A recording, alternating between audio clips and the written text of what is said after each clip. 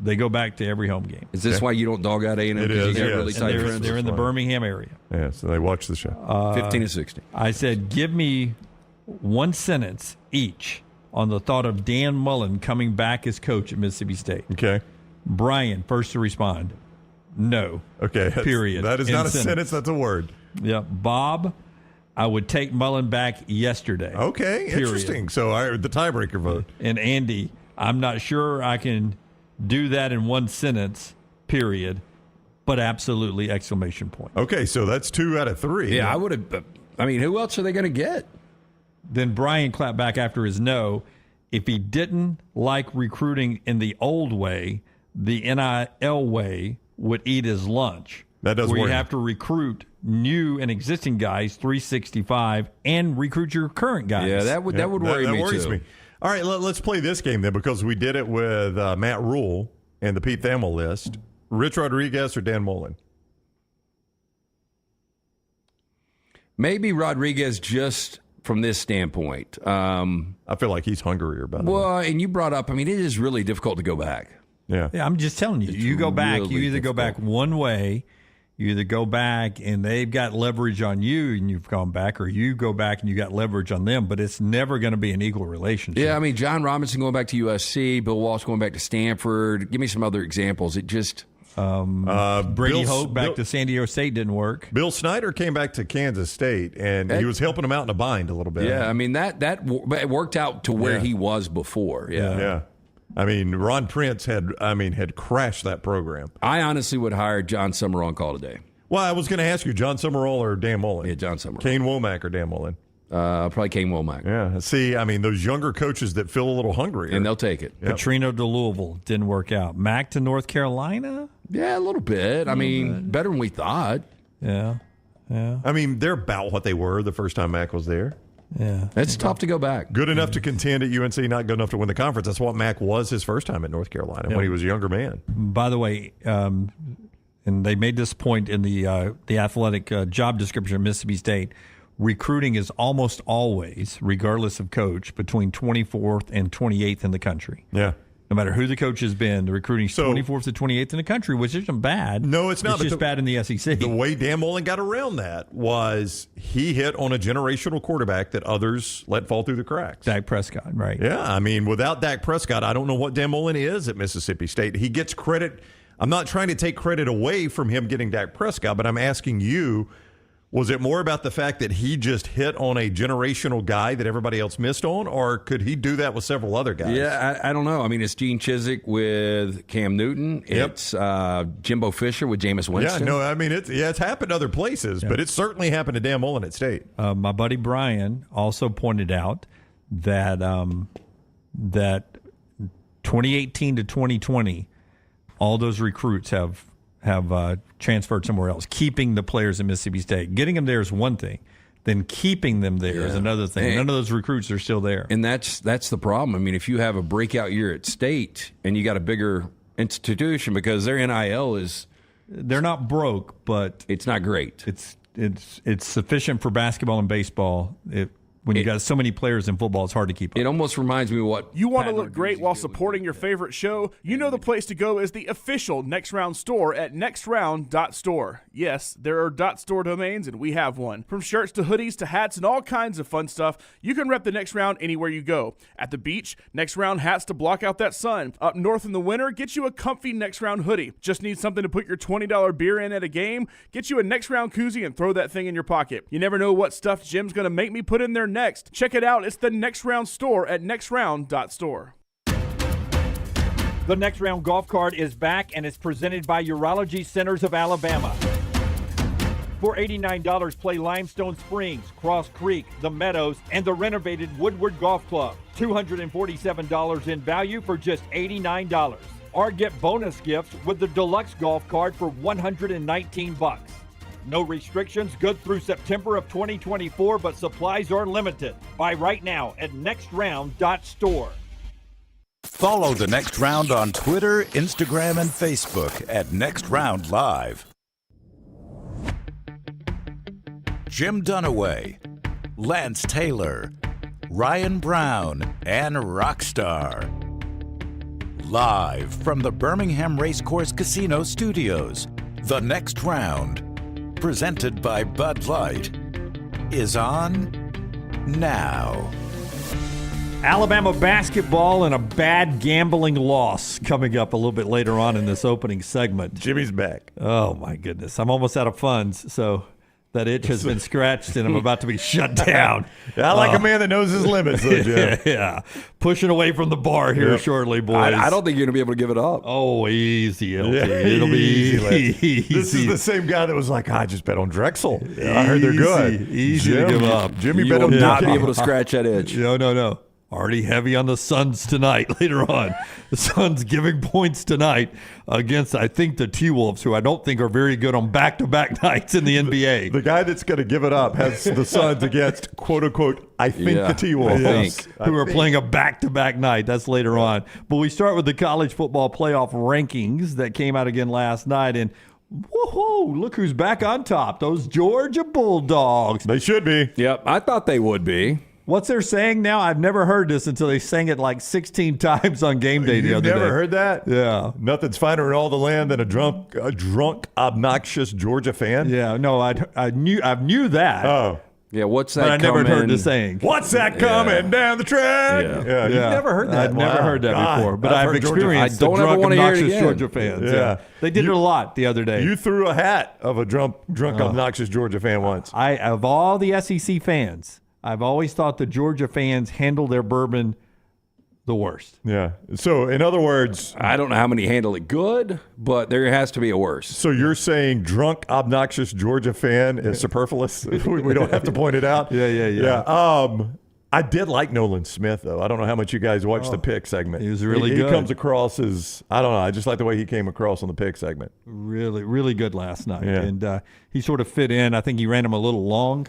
I think they had to delay the Bama kick That a bit. show gets longer and longer. And what's funny, too, because I frequently have Fox on the screen and ESPN on the screen getting ready for the games. Fox has done the same thing. They're like, if ESPN's going to hold kick until 5-6 after, we're going to hold kick until 5-6 after. Because for a while, they'd go ahead and kick the game. Yeah, Fox would. Yeah, Fox would kick, and sometimes game day would be at the location outside. That's right, with the game going on in the game going background. on in the background. I know you're a big fan of the Corso headgear. I am. Where he's going at the end, but it is so uncomfortable It now has because gotten uncomfortable. Well, they have to sit there and they have to wait, and I don't know what direction he's going to go on his thought process. Sometimes I'm not sure he does. Yeah, And it's just sad, man. And that's what is uncomfortable. I am a fan of it because it is the fabric of college football for my lifetime. I mean, Corso has been doing this for a very long time. And I am of the opinion that he has earned the right to do that until he doesn't want to do it anymore. Now, if that's all he ever does on the show, like if they just roll him out to put on the headgear, I'm fine with that. But I think the reason I like it, Lance, is because I feel like Lee Corso loves college football as much as we do. Yeah, no, I that's why I like don't that. doubt that. I hate it from where he was. Looking, age gets us all if we're lucky enough. To where he is now, it's just it's a tough watch. And one thing you learn in this business, so there are a lot of people involved in the coverage of college football that you read or see that hate college football. Oh, I know. They hate their job, they hate their life, they hate college football. They want the game shorter. Yeah, they hate everything about college football, but they're getting paid good money to be there. Yep. And I feel like Lee Corso would do this for free. I feel like if ESPN was like, Lee, listen, man, you can still do the headgear, but we'll pay your expenses to get there. We just cannot pay that salary anymore. I feel like Lee Corso genuinely would say, I'll be there. And I would believe it if they were like, we're kind of running out of money. Yeah, I mean, we're paying McAfee all this money. Herb Street ain't cheap. You haven't seen the actual financial numbers ESPN's pulling in? That's what's crazy No, about it. ESPN's I making. think you brought it up, and I was being somewhat sarcastic because they fired so many people, but they've made all this money. Yeah, they're making billions of dollars. It's just keeping, to go back to our secession days, it's just keeping parks and cruises afloat, basically. They made more money than Disney parks, and profited more money than Disney parks. Right. And when you go to a Disney park, it is impossible to believe that there is anything in this world that profits more than a Disney park. I mean, it's just, they hit you left and right. But it's bleeding money. And you don't even know what you're spending. Yeah. All I'm doing is hitting that band, man. I don't even know what I've hit it for. And right? it's hard to believe it's bleeding money. I haven't been in like 4 or 5 years, but I still hear like the crowds are like it's elbow to elbow. Oh, it is, Lance. I mean, So how could they be bleeding I don't money? know. I have no idea. I think somebody's skimming a little off the top. Yeah, I don't know what's going on. I don't know how. I would check one of the brothers. I don't know how Disney parks lose money. I don't either. I mean, because it is. I'm telling you, man, it is left and right, and they've devised a genius scheme. Like, you pay for your room before you get there. Yep. You don't pay for your room when you get there. That way, when you get there, you're like, oh, good, I didn't have to drop $8,000 for this room. I got money to spend. Yeah. And they got this band where you're not even whipping out the card. All I'm doing is hitting that band, man. Don't even know what I'm buying. That water was $10. Didn't know that. I just bought it with my band, man. Yeah. Smuff says Disney's bleeding money from basically everything but the parks. No, the parks No. are not making money. That was part of the story. ESPN's actually making money, A massive amount. a massive amount. The parks are not, but Disney is losing money in other places. But How Probably is on ESPN probably making on the ABC. money? Just yeah, ABC. Yeah, I would ABC, imagine. yeah. Yeah. is just the television deals? What are you talking about? I mean, talking about ESPN with the NFL. With I mean, I think they've got the good rights. You know, they've got NFL, which is a license to print money if you're showing NFL games. That is the number one model out there. You can, I mean, I don't know what the rights fees would have to be before CBS, Fox, and NBC would say, too rich for our blood, we're out. They've got the NBA, which people can take shots at the NBA, but it still gets eyeballs, and they still get college football. The reason I think that was a surprise to a lot of people how much ESPN was making is ESPN has tried to keep that number pressed down because they don't want Greg Sankey and Roger Goodell and Rob Manfred and Adam Silver to know how much they're profiting, because what are those organizations going to do? We're going to ask for more. That's right. Yeah, but I think it shows you they're outside of the live programming as far as like I guess games. I don't think anybody's watching the majority of their stuff. No, I think. I mean, do you guys watch no. anything outside of games on ESPN? I don't, but no. that's where they've made their massive investment. But what you know, I mean, not to get too inside baseball, but like the Van Pelt Sports Center that comes on right after Monday Night Football, they probably get a mint for commercials in that thing because so many people are watching Monday Night Football, and they do what I do. They either stick around and see what Van Pelt's going to talk about, or they go brush their teeth and get ready for bed and leave the TV on. That's right. And that counts as a view. That counts as a view, whether I'm watching or not, as long as that TV's on. By the way, Game Day is pulling in $2.3 million to $2.9 million every week. That number is up this year. NFL Live is in the afternoon gets over 1 million viewers every day for NFL Live at some point throughout the day, whether it's live or on one of their replays. I mean, 1 million a day. That's turning in some pretty good numbers.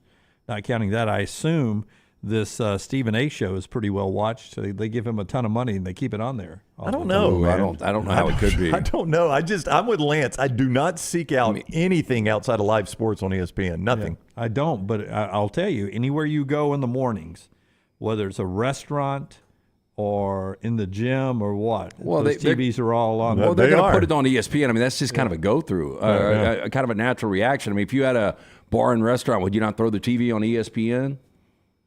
Yeah. I think that's the point. Those commercials are flashing on the screen there. Those ads are flashing on the screens for your customers. All that to say, last night they released the college football playoff rankings, and Georgia's back to number 1 is how we got into this. There's Georgia ahead of Ohio State and Michigan. I think really the first debate comes down to Florida State and Washington. I agree. And I absolutely. think Washington should be 4. I agree. should. They're the better team. Because just look, one behind Washington's Oregon at 6, and Washington beat Oregon. Florida State's best win is not on that board. Yeah, LSU. It's LSU. Yeah. Yeah, it's 15. Yeah, 15. That's exactly right. Yeah, their best win is 15, and then give me their next best Well, win. and I guess at Clemson, I guess. where they struggle to win that game, I don't think Florida State is the team they were week 1. Yep. Which is weird to say, but they just haven't played good I football. mean, I think Florida State has got to be a massive Louisville fan right now. A massive Well, let me Louisville ask you fan. guys this. Georgia's number 1, why? Because, to be honest with you, this should not be the case, but they're number 1 because they're back-to-back national champion, and they haven't been beaten this Well, I year. think it And was- they just beat number 9 and 13. That's what That I was helped going to by bring a up. ton. Yeah, they just beat the piss out of Yeah. Ole Miss. Yeah. Didn't mean That that to rhymes. rhyme. I didn't Oh, mean very it to. good, I didn't Lance. mean it to. Great job. Coming down the road. Now- we just beat the... But if now it's, do Missouri. Look, I've got no problem with Georgia being number 1, which I think they should be. But if it is about the eyeball test from this past week, Washington had a much tougher opponent than Florida State did. Yeah. Florida State was lucky to survive Miami, and Washington beat a solid Utah So squad. this is why this committee waits until week what is it, 9 to start releasing this thing? Right. Because enough has sorted its way out, Lance, that they're not going to have to make these decisions. Ohio State and Michigan are going to play again, are going to play, period. Yeah. Washington and Oregon are going to play again. Maybe. And well, if they don't, you don't have to make the decision. That's true. Yeah. So if one of them loses, you're fine. But next week, if Washington beats number 11 Oregon State, Washington will jump Florida State. And that'll be an eye-opening experience for Florida State at that point. Yeah. Yeah, that's why they wait this long to release it, because as I look at that, I might disagree with where they've got Michigan in relation to Ohio State or Washington in relation to Oregon or Alabama in relation to Texas, whatever. Most of that is going to naturally sort itself out on the field. Yeah. It always does. Yep. 2 more observations on the rankings last night is a slap in the face to Florida State and to Louisville is that Missouri jumped over Louisville. Missouri's at number 9, Louisville, 1 loss. Louisville's at number 10 there. They really valued that Missouri win over Tennessee, and Missouri whipped Tennessee. And Louisville's best win, obviously, is Notre Dame. Yeah, I mean, Missouri's got a win over Kansas State, too. They whipped Tennessee. They've got a third pretty good win. But as we always point out, a lot of times they justify the top of the poll with the bottom of the poll. Look where they've got Tennessee and Notre Dame. So you put Tennessee right in front of Notre Dame so that you can put Missouri right in front of Louisville, right? Yep. And keep in mind, there's Oregon State at 11 and Arizona at 17, which is going to help the Washington-Oregon argument when it comes time for them to make the playoffs. Utah's hanging in there despite another loss at 22. So that case is built there. Meanwhile, Texas's Big 12 is slipping fast. Kansas State, Oklahoma State, and Kansas down at the bottom. You need those boys to win. Yep. You need them to hold on. Yeah, Oklahoma hanging in there, and they may have to play them again. We'll see. But the bad news is Kansas State and Kansas play each other this week, so one of them is going to be jettisoned right out of the top 25 most likely. Those were my observations right there from the college football playoff rankings. We will look at the 12-team future format a little bit later on in the show. Our friends at Dobel Diamante, Maestro Dobel Diamante Tequila, the best tequila in all of the land. Whether you're an obnoxious Georgia fan, as they like to say in their chant, or just a down-to-earth Alabama fan, feet on the ground, reaching for stars, Alabama fan, 100% pure agave. It's our friends at Maestro Dobel Diamante, aged in European barrels from the Balkan region, robust and crystal clear. It is Maestro Dobel Diamante Tequila. Basketball last night, Alabama overwhelms South Alabama, 102 to 46 in this game, 102 to 46. 18 straight wins at home now. 3 straight 100-plus point games. You talked about their offense, and they went 102 again last night. Yeah, first time since 1956-57 that they've scored 100-plus in 3 consecutive games. And, we talked about the defense. Well, defense held South Alabama to 46 points. And South Alabama only shoots 23% from the field, 5 of 29 behind the arc. 2 things. Alabama could have gone home at halftime. They had 47 on the board. They outscored them in 20 minutes. Win by 1 if they don't even show back up. You're telling me the game-winning run was scored in the first half. It was over. And then Alabama's bench outscores South Alabama overall 52-46. So dominant performance. Maybe Alabama's best player in Grant Nelson wasn't good offensively, but still an impact. 6 assists, 3 blocks, 5 rebounds. That dude is going to be a problem for a lot of people. Well, and Aaron Estrada is maybe their best player too. He got the Hard Hat Award.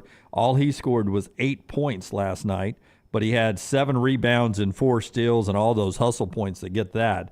Sears had 17. Young man Sam Walters walked in with 16. His best game to date. Yeah, his best game to date. And Muhammad Wagi, he had double digits as well as he sort of eases his way into being a bigger contributor in the for the offense. What you're getting shooting-wise out of Alabama's backcourt has to really, really make you feel good about Alabama's offense at least, because Estrada was red hot in the game you did against Indiana State. What did he end up in that one? 27. Yeah, but I mean, just from beyond the arc. He was really good from beyond the arc. I know you don't have the stats memorized. I feel less than now. I'm sorry, Jim. Chris Stewart probably would have told me that. Aaron Estrada was a little bit off from beyond the arc. I know who the 3-point update is brought to you by.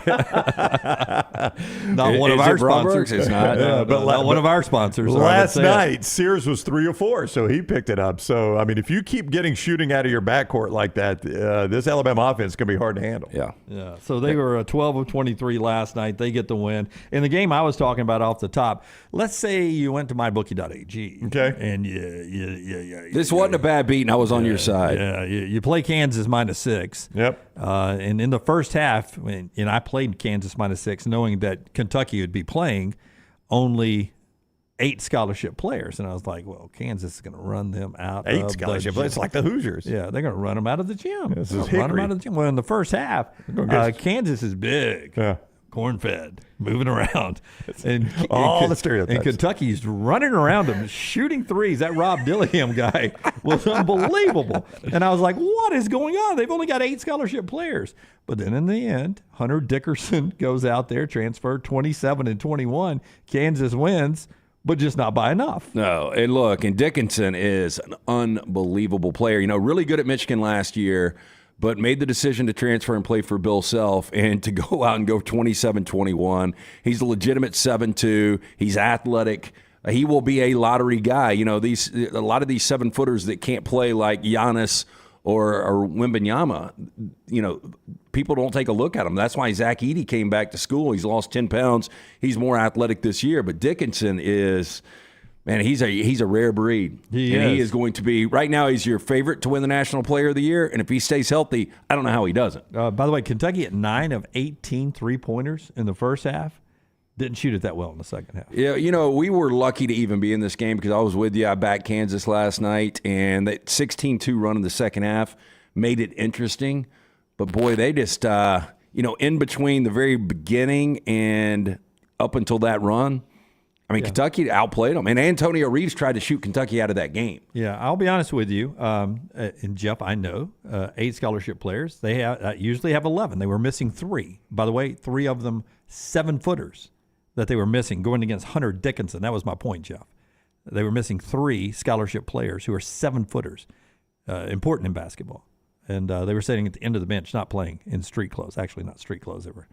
They're warm-ups, basically. If you would have told me Dickinson played like that, Kansas shoots 48%, Kentucky shoots 33%, I would have said they win the game by double digits because I think they're probably 10 points better than Kentucky on most given nights. Most frustrating thing is it seemed like Kansas was playing late in that game like they did not know I had them -6. You don't think? I don't think they cared. I don't think they cared. You don't think Bill Self cared. mentioned that in a media timeout? Yeah. Like, hey, guys, remember. I think that's the most frustrating thing about college basketball is that at the end you can lose by a bucket here or there, and the other team, they don't even know you've got money on them. I have heard Lance many, many times say you have to have an iron constitution to gamble on college basketball. It's tough, man. Like, I will put it this way. 3 losses last night I had. Kentucky, or I had Kansas. That was a tight one. I had Illinois, who made 2 of their last 16 shots. I think you were on Illinois. I was on Illinois, too. I had San Diego State -13. They won by 12. They scored 2 points in the final 3 minutes. And then I had Appalachian State plus 2.5 in Corvallis against Oregon State. They lose and don't cover in overtime. So overtime's where those dogs go to Yep, lose. so dogs go to die. Yeah. That's a bad night, man. yeah, college basketball, it gives and it takes. It does. Tennessee and Ole Miss win last night. Texas A&M beat a pretty good SMU team, 79-66. West Virginia beat Jack State. What do you guys say? Stay cocky. What is it over there? Stay cocky is Stay cocky, yeah. They played the Mountaineers in Morgantown, 70-57. Samford wins last night. Auburn traveling to Brooklyn. They played Notre Dame Thursday night. Looking forward to that game coming up. The Lock, Lance'sLock.com. He was just talking about that. It's brought to you by our friends at Hemp Hill. Yeah, right now Hemp Hill offering a $69 fall tune-up. All you got to do is call Adam, Chad, Andrew, the guys at Hemp Hill Services. Make sure that unit ready to keep up with this changing weather. Hemp Hill Services, locally owned and operated independent train dealer. The team can service all makes and models for all of your plumbing, heating, and cooling needs. Call Hemp Hill Services. Hard to stop a train, 205-229-2090 or hemphillservices.com. Took a big play with 1:45 left from Jarquez Stewart for Toledo, 10-1, 7-0 in the MAC to beat Bowling Green 32-31 in a fun MACtion game last night. Rivalry game. You think your rivalry's intense? If you go to Toledo Stadium, you get this right here. The rocket right there. You know where that is aimed by the military, strategically aimed to where it would land at the 50-yard line of Bowling Green's stadium. Okay. Well, that's pretty cool. If they fired it. Rivalry. Your rivalry. Never knew that, but I will tell you, it was where he scored that last touchdown. in that corner, it was all Toledo fans. Yep. And they traveled well last night, and they were going nuts. And I still can't believe Toledo in that game. That was a fun game to watch. It sure was. 32-31, Northern Illinois keeping bowl eligibility hopes alive. Eastern Michigan also with a win, trying to stay bowl eligible at some point. 2 more MACtion games happening tonight. Central Michigan against Ohio. They're the underdogs, but if the Chippewas win, they're bowl eligible. Buffalo and Miami of Ohio tonight as well. There you go. That's our last night action. When we come back, we'll talk to the legend, Dan Wetzel. He's got thoughts on America's team. Coming to America. It's Jim Harbaugh in Michigan. Coming to America. America's team. It's Michigan. God, I heard that terrible Lee Greenwood song over Veterans Day. Did you? Yes. God, I try to avoid that song as much as possible. Man's gotten rich on one He song. sure Really has. Such an has. awful song. Dan Wetzel has thoughts on Michigan and more college football stuff when we come back on the show that's being brought to you by our friends at JohnstonRVCenter.com. I-65 exit 304 in Coleman, 334 in Decatur, and always online at JohnstonRVCenter.com. Go see America. In a what, Jim? In an In a RV Johnson from... RV. Oh, what if that's their new jingle, Rockstar? What if Nick is like, I like that jingle? The volume's going to be down a lot. Yeah. They've been at the Forest River Expo. They saw the latest travel trailers there, the fifth wheels, the toy haulers, and all the floor plans. And they say, hey, this is what our people want. So they bring those in, but they got to make room for them. That's the Call of Fall that will do that, the Call of Fall campaign, where you can still go see some beautiful fall in America right now with an RV from Johnston RV Center. Fifth wheels, discount on more than $50,000. Travel trailers starting at $179 a month with approved credit. And don't forget those great discounts for the men and women who serve our amazing country. You're what makes America the greatest nation in the universe. No questions asked about it. They give you a great discount whether you're active duty or retired military, just as a small way of saying thank you at Johnston RV Center. I-65, exit 304 in Coleman, 334 in Decatur, always online at JohnstonRVCenter.com. You can't ignore the elephant in the room.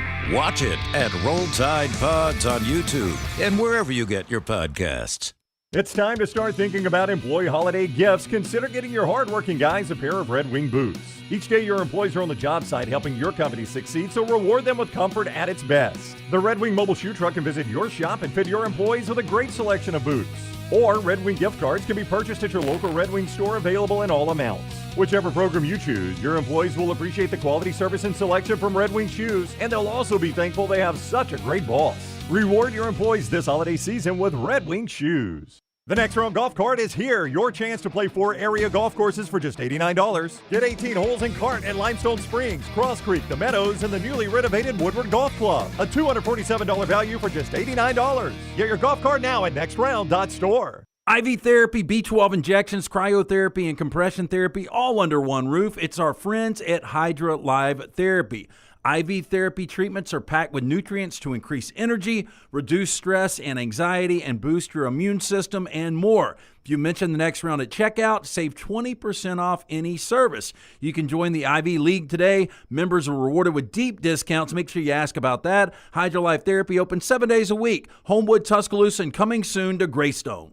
Start your holiday shopping at Timberline Golf Club. On November 20th, just ahead of Black Friday, you can get gift cards which make the perfect gift. No need to worry about size, color, or returns. Plus, you'll get more bang for your buck with a Timberline gift card. You buy a $100 gift card and receive a 10% bonus, making that gift card $110. Buy a $250 gift card, that's an 18% bonus, making the card worth $295. A $500 gift card gets a 25% bonus, making it worth $625. Get your free money from Timberline. Football season is here, and Legacy Credit Card is just what you need to manage your spending safely and wisely. Credit cards offer better consumer protection against fraud when compared to a debit card, which is linked directly to your bank account. Legacy offers rates as low as 8.9% APR on credit cards compared to major card providers who advertise rates as high as 29% APR. Look no further than Legacy. Open a credit card online in minutes at legacycreditunion.com/join. APR's annual percentage rate, rates, and offers subject to change. See website for details. Federally insured by NCUA. Want more of The Next Round? Download the app or visit nextroundlive.com for the latest podcast. The Mystery Fifth Hour, our Not For All Ages podcast, The Last Call, and the entire Double Down Media podcast family. All at nextroundlive.com and on the Next Round app. Thanksgiving is here, and let the New York Butcher Shop be the place to get all of your holiday meal items. Their premium turkeys are fresh, free-range, and hormone-free. The New York Butcher Shop also has a wide selection of chef-prepared side items to help save you time in the kitchen. Pick up a bottle of wine, and your meal will be complete. Turkeys are selling fast, so place your order today. 2 locations to serve you, in Cahaba Heights and on Highway 119 in Greystone. The New York Butcher Shop. Rare quality, well-done service.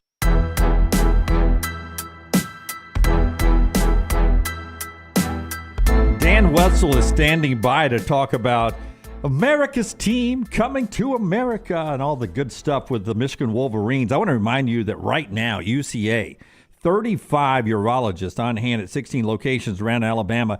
Early detection is huge, man. Treating all your urological needs from prostate health to kidney stones, they'll take care of you. UrologyCentersAlabama.com, UrologyCentersAlabama.com to schedule an appointment.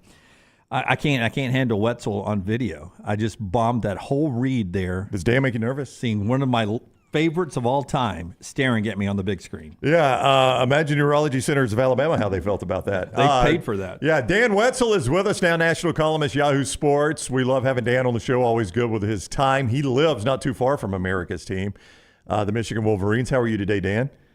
Well, my devastatingly handsome looks does intimidate a lot of people. So, no shame in that. Imagine that on 70 inches of high definition staring at me. I'm sorry. You guys wanted the zoom. Hey, wasn't my idea. So Jim Harbaugh says everybody's pulling for America's team. Sure. Here's where I stand on this, Dan. I think if he's on the sidelines for Ohio State, I think America's like, this guy cheated. We're pulling for Ohio State. And I think if he is not on the sidelines, people are like, this dude was done wrong. There was no due process. We're pulling for this Michigan team. So I think there's some right in what he's saying, but there was no reason for him to say it. Well, this is Jim Harbaugh now. He says a lot of things. He just recently recanted his previous opinion that quarterbacks shouldn't eat chicken because a chicken is a nervous bird and it would make you nervous. So that was his previous stance on diet for quarterbacks. But then he got some chickens as himself and he raises them and he found them to be highly productive in their egg production. So now he believes they should eat chicken. So this is the deep thinker that we're dealing with. And, look, geniuses are often not recognized until after they're gone. So maybe Jim is on this, but he says a lot of things. Yeah, I tend to agree. If I'm Michigan, I'm kind of like, the penalty, we'll take it. Like it actually shifts the narrative a little bit. And the thing about this penalty, which is weird, is that he's still allowed to coach all week. Yes. And Harbaugh is not, he doesn't call the plays on Saturday. Sharon Moore does, the acting head coach. Obviously it adds some stress to Sharon's deal, but like Harbaugh's about fundamentals and practice and game plans. And, if you watch Michigan, they're not they very well. I don't know if they could beat Georgia or anything, but they don't beat themselves. They haven't had a turnover in over 2 months. They ran the ball 32 consecutive times against Penn State. So they just lined up for 2.5 quarters and said, "Stop us, I dare you," and they couldn't stop them. Yeah. So there's not a lot of tricks. This isn't Lane Kiffin getting pulled or Lincoln Riley getting pulled on game day. So I'm kind of with you. I don't know that the penalty is that harsh for Michigan, and I don't know that it's not better public relation wise if you're just sitting. Now, obviously, and I'd love your thoughts on this, if they just took this 3-game suspension of Harbaugh, would that be it from the Big Ten? The Big Ten would hand down nothing else on this and leave it up to the NCAA at that point? Or is the Big Ten leaving the door open to come back and stick the team with something else later on? Well, the Big Ten has left that door open in their letter. So I guess the Big Ten could come back and hit them harder on the sportsmanship policy. But generally speaking, this would go to the NCAA. And I think that's part of the issue. But you're going to have to get Jim Harbaugh to admit he did anything wrong. And while, this is kind of where it gets, don't kill the messenger here, right? it's clear Michigan, the program had someone breaking the rules, right? Connor Stallions.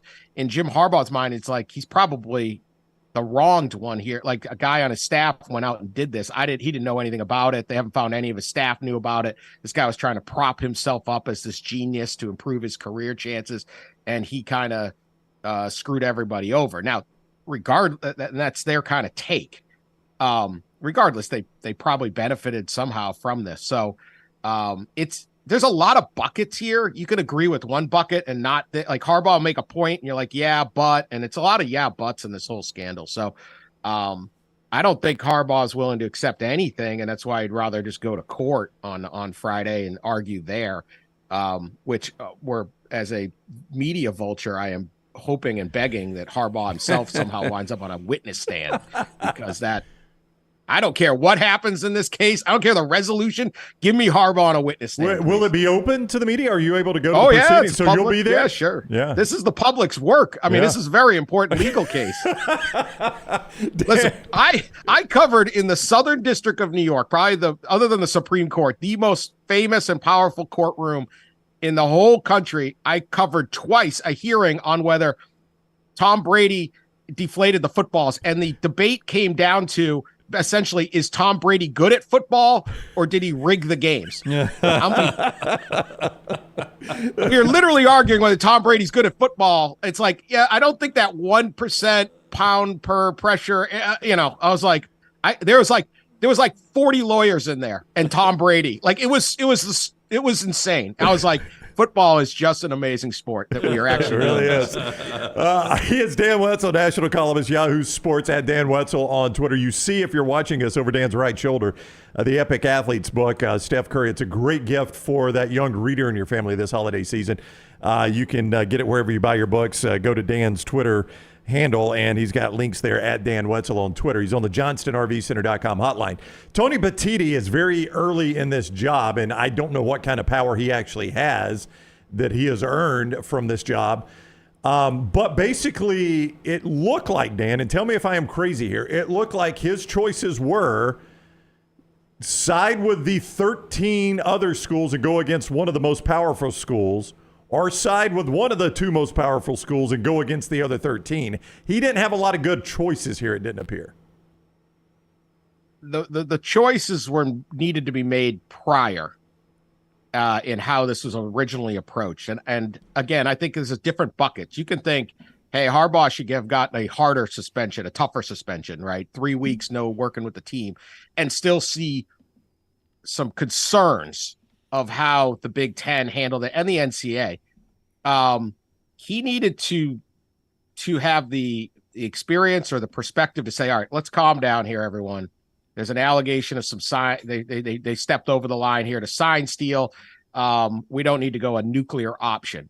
I'll put it this way. If this happened, let's say with Alabama, would Greg Sankey hold a conference call with the other 13 coaches in the SEC where they are all free to trash Nick Saban? Nope. Zero chance. No, No not chance. a chance. Not a chance. Nope. No chance. So one of the reasons, if you read the Big Ten's thing, there's parts of it that are very good. There's parts of it that are really wobbly. And like one of the reasons Petitti said he had to act was because when this was originally presented to the NCAA by some outside investigative body, like someone hired a PI to find this out, Charlie Baker himself, the NCAA president, called Petitti and was like, this is going on. And Petitti and the Big Ten said, well, the NCAA president never gets involved in these things. That's why it's so important. Well, is that because it's so important that the NCAA broke protocol, or because Charlie Baker's is a politician who's been on the job for 7 months and didn't know what the protocol was, right? Like, yes, the NCAA president doesn't get involved in these because it's not a good idea for the NCAA president to get involved in this. So it's like, which one is it? Petitti argues that we have to do this because if you steal signs, if you know the sign of a play coming, it is a player safety impact. More players will get injured if you know the sign. So if you know they're running right and I tackle you, there's a higher chance of injury. This makes no sense because everybody steals the signs legally. It's not against the rules to steal signs. teams share signs. So like he just gave plaintiff lawyers for injuries a gold mine. The Big Ten president or commissioner, one of the two or most powerful people or three most powerful people in all of college athletics, just said, if they know your signs, your players are at greater risk. And yet the NCAA doesn't outlaw sign stealing and won't put the money for a headset into the things. That is something that every school in the country is going to have to deal with. And you know, you don't even have to go to law school to say, wait a minute, that doesn't make any sense. Why would you be, if it's such a big deal that players are getting injured, which there's no actual stats on or data on, why would you allow sign stealing to begin with? And so there's a lot of stuff in here where you go, geez, you know, he got himself into a box once he took that call and he made it about everybody. You know, there were out routes that he didn't take them. So I think you can be very critical of wherever you fall on what the punishment should be. The precedent, the procedures here are like, ooh, I don't know about that one. Yeah, and there's some wild theories out there, you know, one of which Michigan shared information with other teams late last year, including possibly South Carolina against Tennessee. I don't know how much validity is there. Is this something that people are still digging on? And do you believe there's something there when you talk about, I mean, when you watch that game play out, it did seem a little weird the way South Carolina played. And have you noticed the SEC waving their arms and suspending people? You know, no. I don't know. Did they? Maybe, maybe not. Did South Carolina have any reason to suspect? I mean, again, where we're down to here is how, if you get to the legalese of this, and we're going to court, so I don't want to bore people, but this is about define what an in-person scout is. Define an in-person scout, because the rule is very vague. It's like 5 words long. You can't in-person scout. Okay. I would posit that Connor Stalions' friends with an iPhone video in a stands is an in-person scout. They don't work for Michigan, and he's not in charge of Michigan, but that's an in-person scout in my opinion. Is it also an in-person scout if Ohio State plays Michigan and then gives all the signs that they've acquired through their scouting and in-person game to Purdue in the Big Ten championship? Is that an in-person scout? Is a coach in the press box with binoculars breaking it down an in-person scout, or is it just a guy in the stands with his iPhone? Is there a degree to that? Is 175%? What are all these things that need to be kind of litigated out? So did South Carolina benefit from in-person scouting? Yes, but would they have any reason to think that Michigan sharing the signs would have acquired those illegally?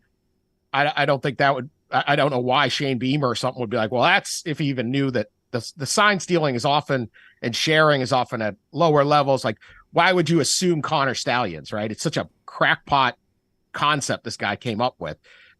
It stunned everybody because it's like, I can't believe someone tried this, but sure enough, he did. So there's a lot of like angles here that become very, very complicated on a very what's basic situation. And that's what you wade into when you try to punish, particularly by taking guys off the field and taking a coach away from a team. You walk into a hornet's nest of, I don't know the definition of it. I could certainly go either way on that. What's an in-person scout? But this has never been decided because this rule has been enforced once since 1994. A Baylor basketball coach, 15 years ago, showed up at a game once that he shouldn't have been at, and he was suspended for a half.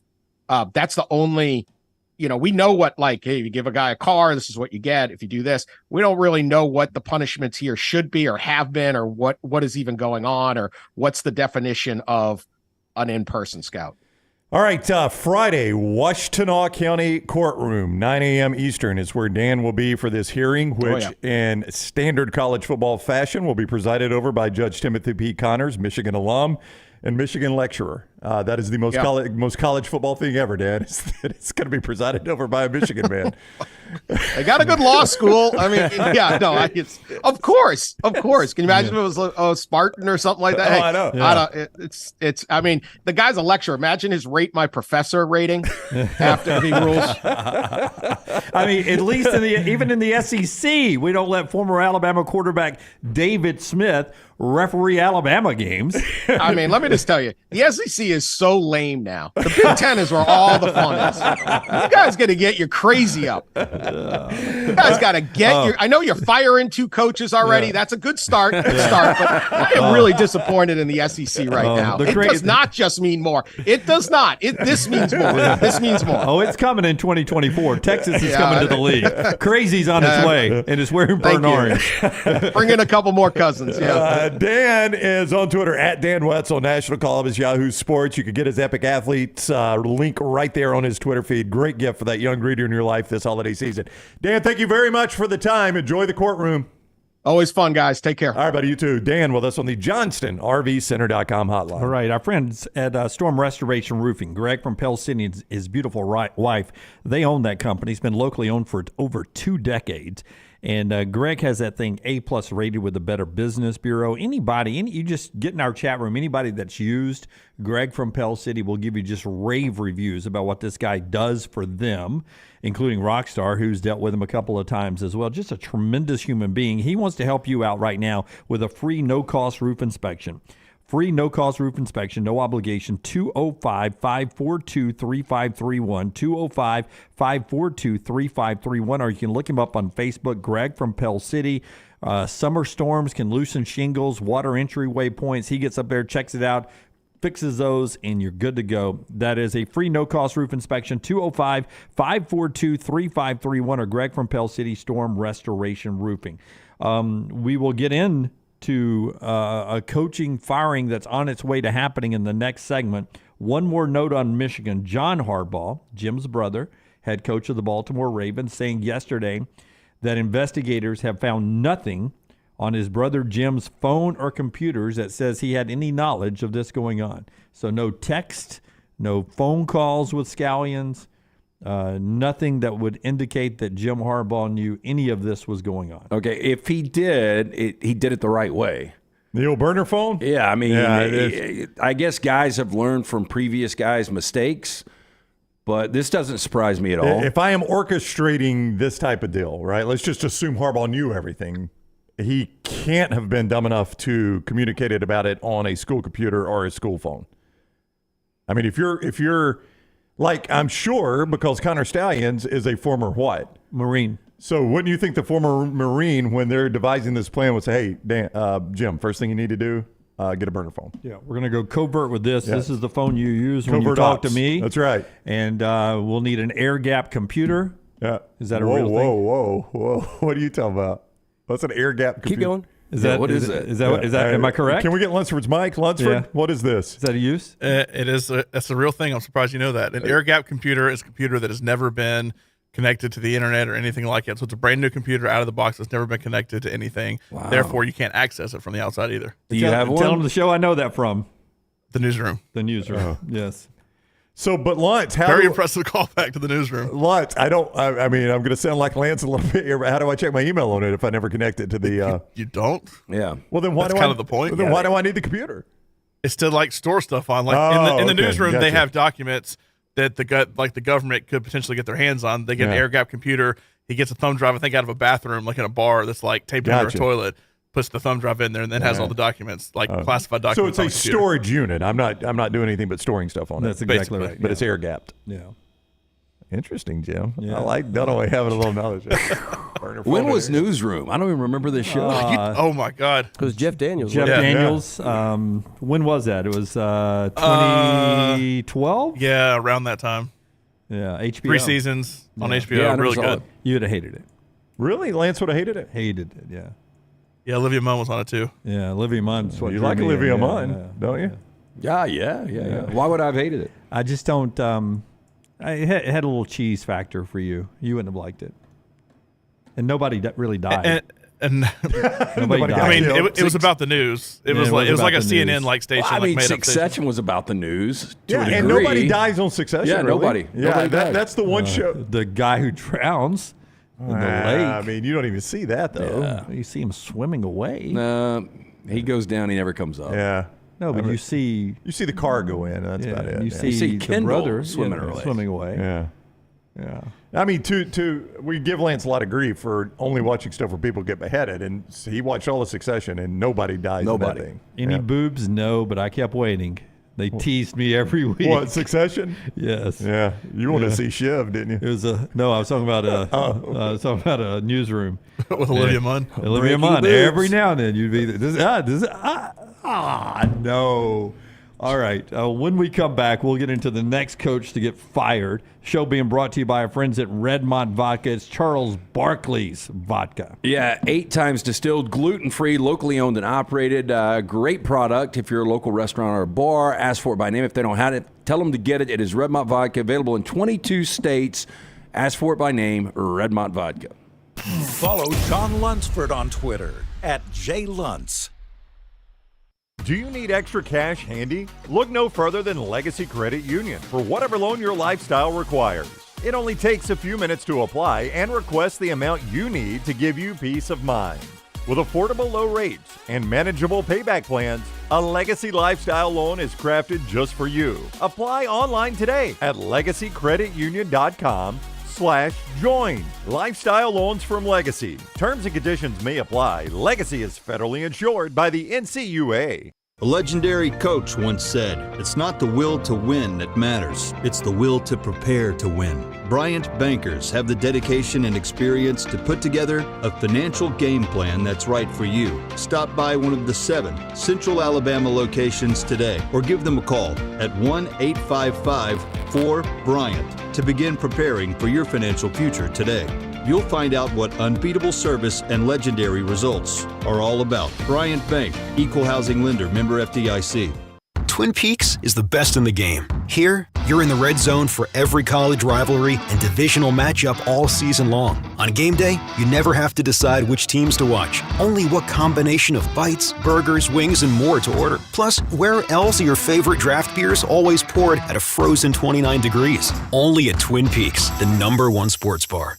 Stick around after the sun sets. Twin Peaks is open really late. Wind down with bourbon and late night bites. Only at Twin Peaks. Things fall apart. There's even a book about it, but that doesn't mean you have to break the bank to fix them. Ryan Brown here for the next round. Our friends at Mortgage Right have a new renovation option that will make repairs and other home improvements easy. If you've recently purchased a home and find yourself short on cash, or you're looking to buy a fixer-upper, Mortgage Right's renovation loan program can help you spruce up your space. Repairs can be made to your roof, plumbing, flooring, and more with the help of top-notch mortgage professionals. So get your fix by visiting mortgageright.com/TNR. And MLS 2239, Equal Housing Lender. Stop unwanted guests. Save $50 from our friends at Wayne's right now. Call 866-WAYNES-1 this holiday season. Give the gift of peace and security to your home and family with a $50 off recurring Wayne's Pest Control services.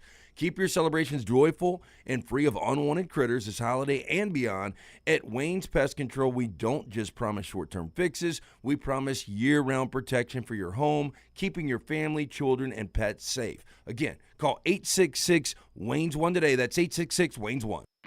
The next round is so much more than the show you get from 9 to 1 each day. So make sure to head to our official YouTube channel at Next Round Live and subscribe to get all of our latest content. We, of course, have plenty of specialty content and shorts based all around the sports in the heart of the SEC. But we also talk pro sports, gambling, lifestyle and entertainment, and so much more. It's the Next Round YouTube channel where you never know what you're going to find next. Subscribe now to see the latest content and get notifications when we go live. That's at Next Round Live on YouTube.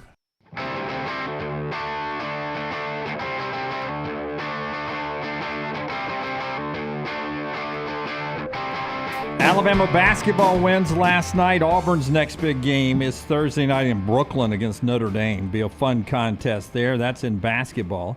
Had a fight last night, right off the tip, 0-0 between the Timberwolves and the Warriors that involved Jaden Daniels and Klay Thompson.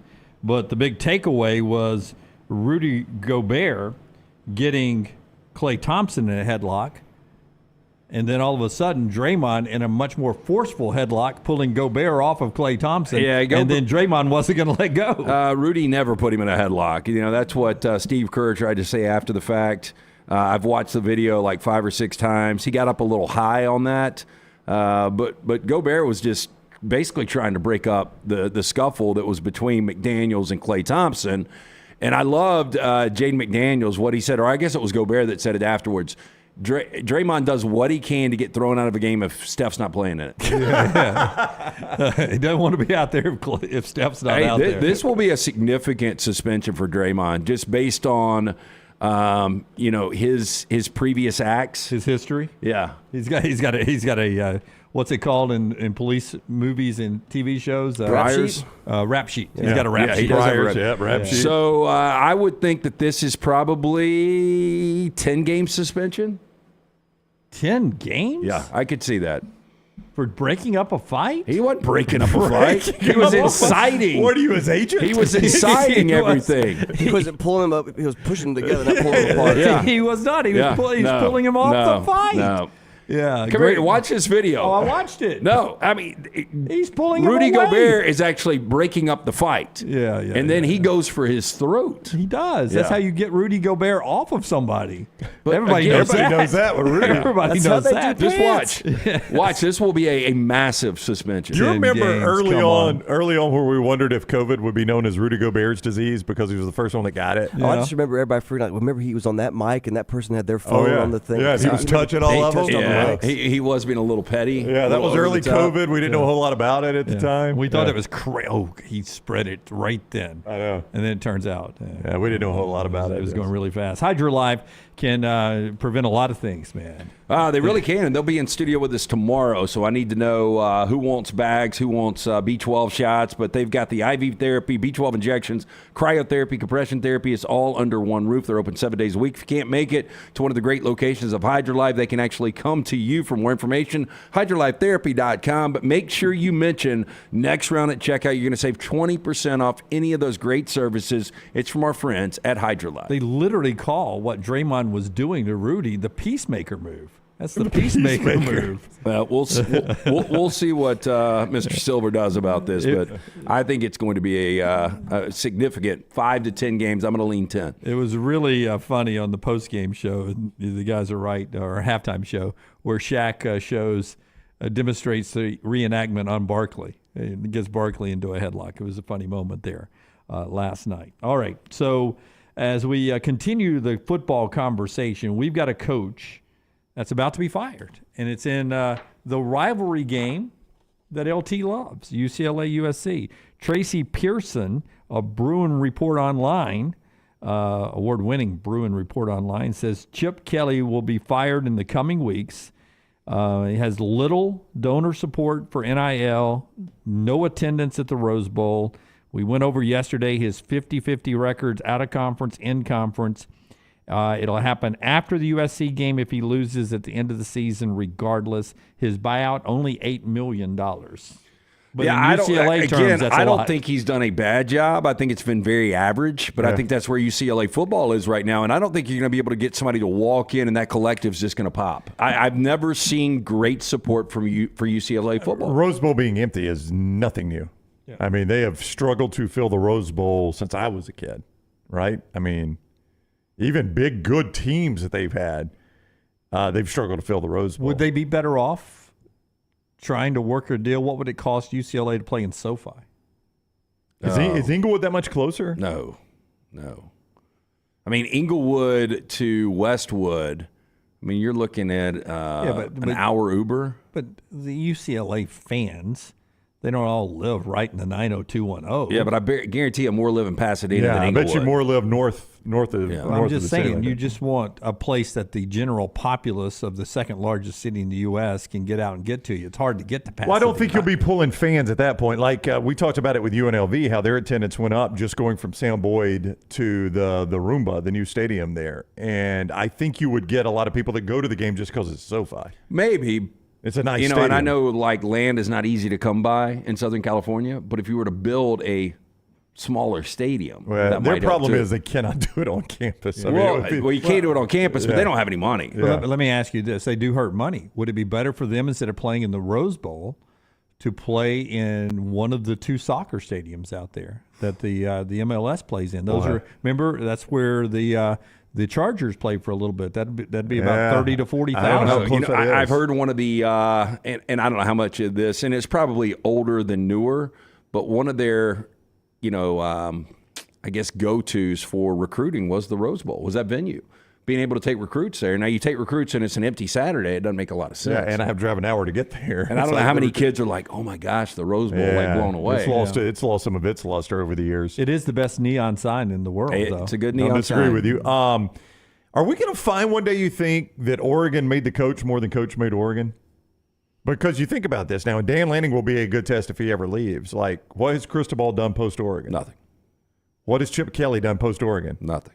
Willie Taggart. Willie Taggart, he only had, I think, the 2 years at Oregon. 1 year. 1 year? Yeah, one and Mike done. Bellotti never coached again after Oregon, so we won't know that. Now, Rich Brooks would be your exception because Rich Brooks actually won a little bit at Kentucky. He started Oregon, though. He started it going. But, I just wonder because Chip Kelly's record at Oregon and Chip Kelly's record away from Oregon are incredibly different. Yeah, the game has changed, though, since Chip Kelly was really good at Oregon. Everybody started doing what Chip Kelly was doing back then. You know what I mean? Yeah. Chip Kelly was the fast guy. Let's be fast and do things differently. And then all of a sudden, I'm a little surprised. Look, the offense is lost right now. But if you go back and you take 2020 out, which most people do, and the Pac-12 schedule was so weird in 2020. But if you take that out, he has gotten better by wins every single year he's been there. If you don't look at that one, 3-9, 4-8, 8-4, 9-4, and this will be the 1 year where he's starting to step backwards a little bit. Yeah, and he's still got a chance at 9 wins. That's if he beats USC and beats who he's played. He's got California at home. It should win which that they're one. going to be favored. And USC's kind of a coin flip. USC's 6.5 point. I know the Brown Bandits got UCLA. UCLA. Yeah. Now the Brown Bandit handed me that envelope before this news broke. Yeah. How many UCLA coaches would get fired with a 9-3? Yeah, that's odd. I mean, how many times do you remember Tracy Pearson of Bruin Report Online ever being wrong? Nails it every time. I mean, I'm not going to be surprised. I mean, you might want that fresh start going into the Big Ten, and maybe it's a much more appealing job now that it is a Big Ten job. No donor support is always the key because the donors will be the ones that'll pay the $8 million and help find the new coach. I just don't know. I mean, just if you had to just throw a dart at a board and tell me someone you think would be interested in that job. Not named Neuheisel.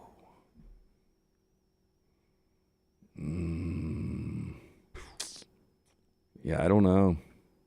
I mean, I'm sure there's people interested. I mean, close your eyes. I mean, would Jed Fish want to dump Arizona, go to UCLA because it's going to the Big Ten? I think so, yeah. Would Jonathan Smith want to dump Oregon State to go to UCLA because it's going to the Big Ten? I know you've grown at that, but you would at least have the conference affiliation there. Well, and I think you would have the conversation. I just think Jonathan Smith, if he was really interested in another job, probably could get better than UCLA.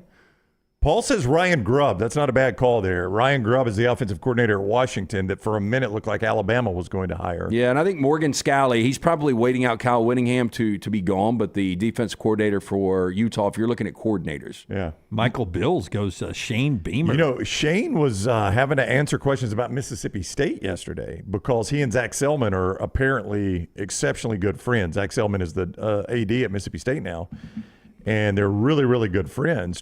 And I think Beamer's wife is a State grad, which I don't know why anybody thinks that would matter. But everybody looks for connections. It would matter in my household. Maggie keeps me on a short leash, man. And if she says do this, I do it, man. If she's like, hey, you coach Mississippi State, I'd be, yes, ma'am. Let's go. What sport am I coaching?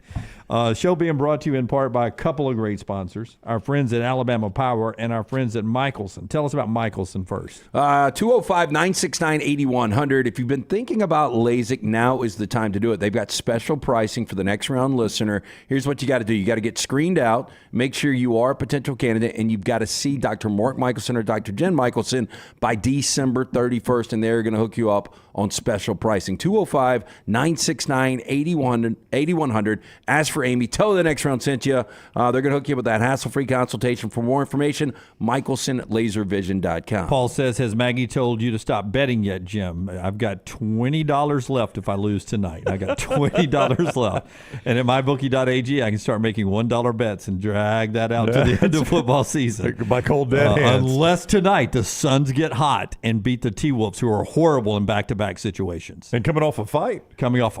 They're just drained mentally and emotionally, I'm sure, tonight, and Gobert probably have to testify in court. There's just no way. Before I tell you about Alabama Power, here's our Alabama Power moment of the week, video of the week. This is the Mike Gundy news conference. What happened to Oklahoma State last week? They got destroyed. So Gundy, he's got a little street cred because they did beat Oklahoma in Bedlam, right? So Gundy walks into his news conference and he brought his guard dogs with him. I'm going to need guard dogs against you. What kind of dogs are those? Those are just his I know. His house dogs. They look like sheep dogs. I don't even know. I'm making that up. Hey, what kind of dogs are those? That light brown one is thick with 2 C's, man. Yeah. Well, the other one's it's got a darker suit on, Brown. They're the same size, it looks like. Gundy is something else. Yeah. The brown one and Gundy have the same haircut. Can you imagine trying to do your job with those dogs fighting over there in the Hey, corner? man, if he had the Velociraptors that I've got in Bullet and Chili. There'd be no goodness. press conference. Yeah, there'd be dead reporters around. That's our Alabama Power moment of the week right there. Did you know you can set payment and usage alerts right there at Alabama Power on their mobile app? All you have to do is go to your Apple or Android store and just search Alabama Power to download it. Download the mobile app by searching Alabama Power or visit alabamapower.com/mobile app.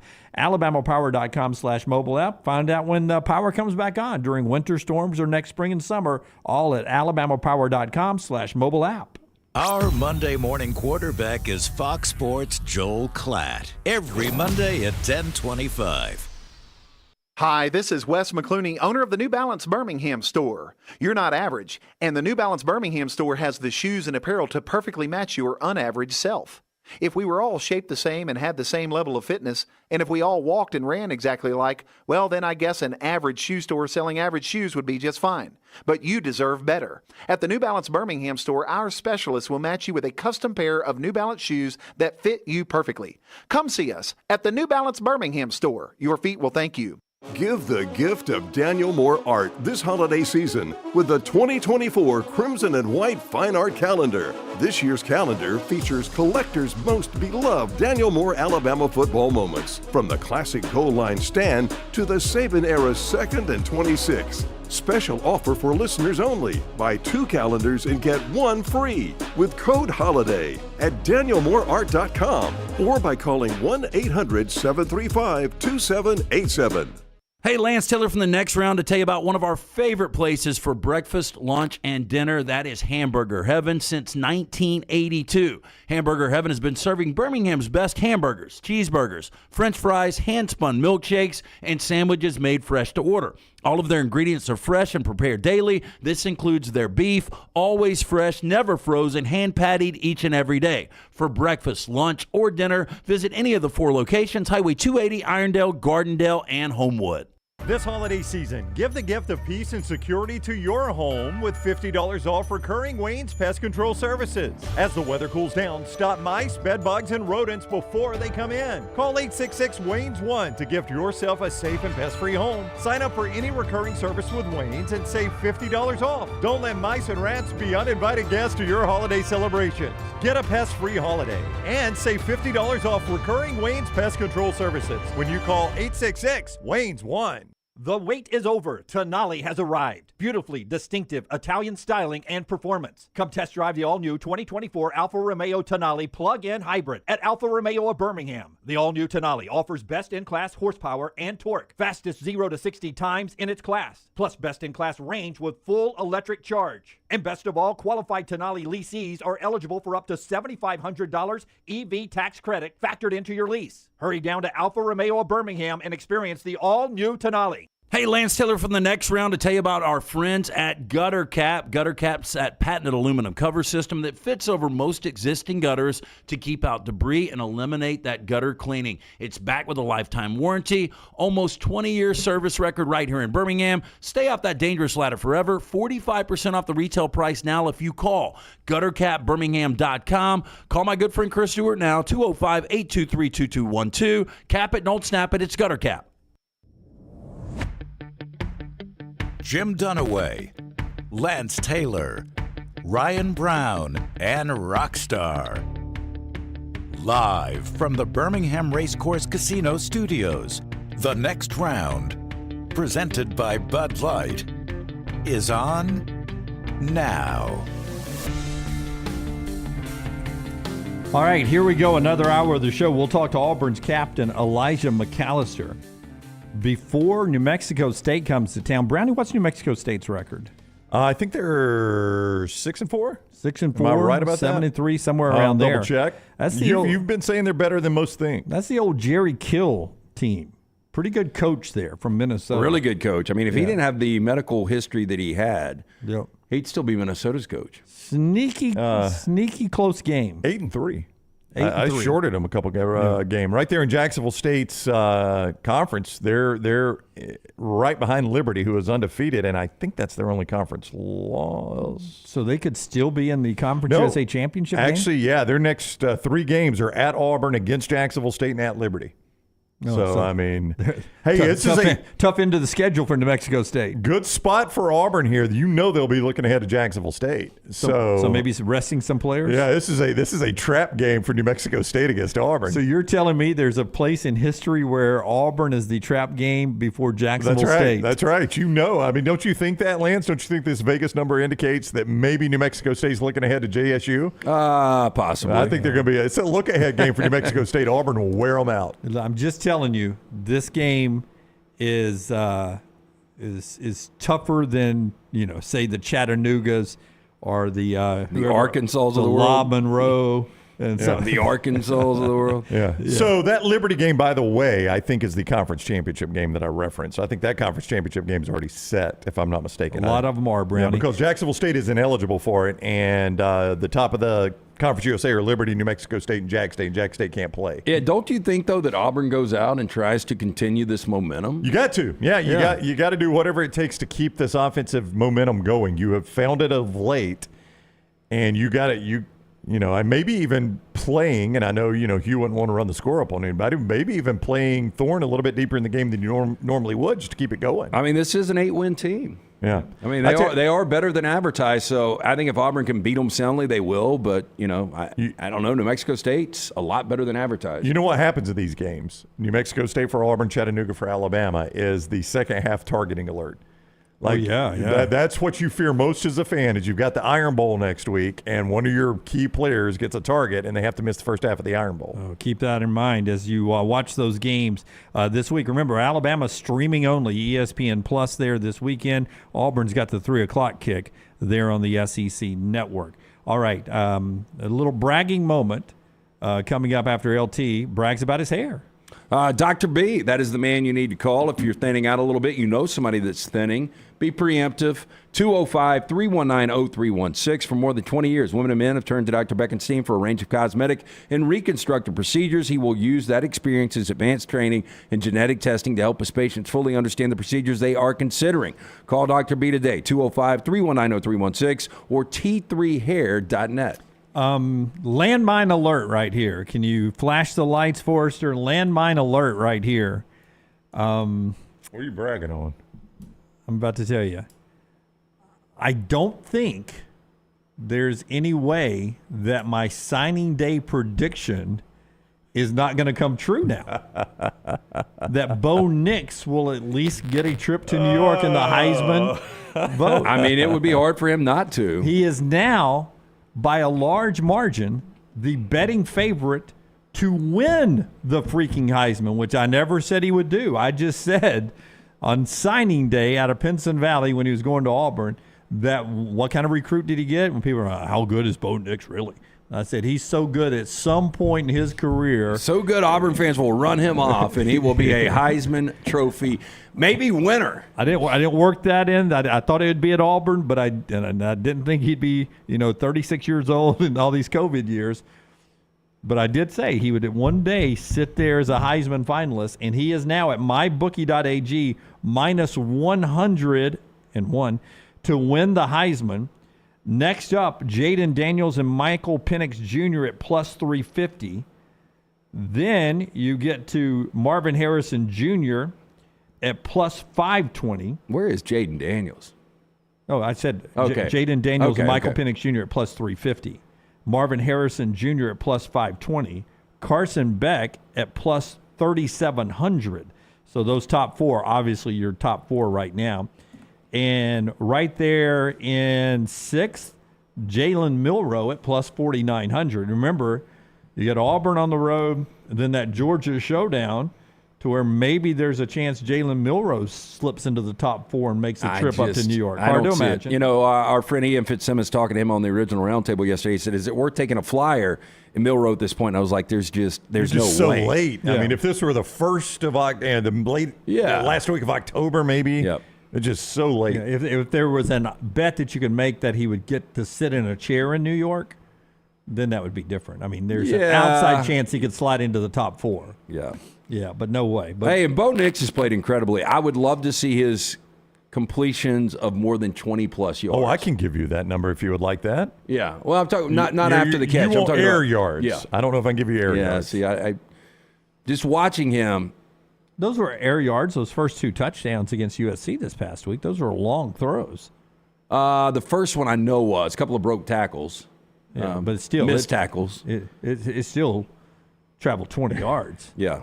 And the second one was a deep pass. I mean, his yards per attempt is 9.4, and I know that's not the number you're looking for, but that's not a bad yards after per catch attempt. is pretty good. I'm just saying he doesn't have to do nearly as much as Michael Penix Jr.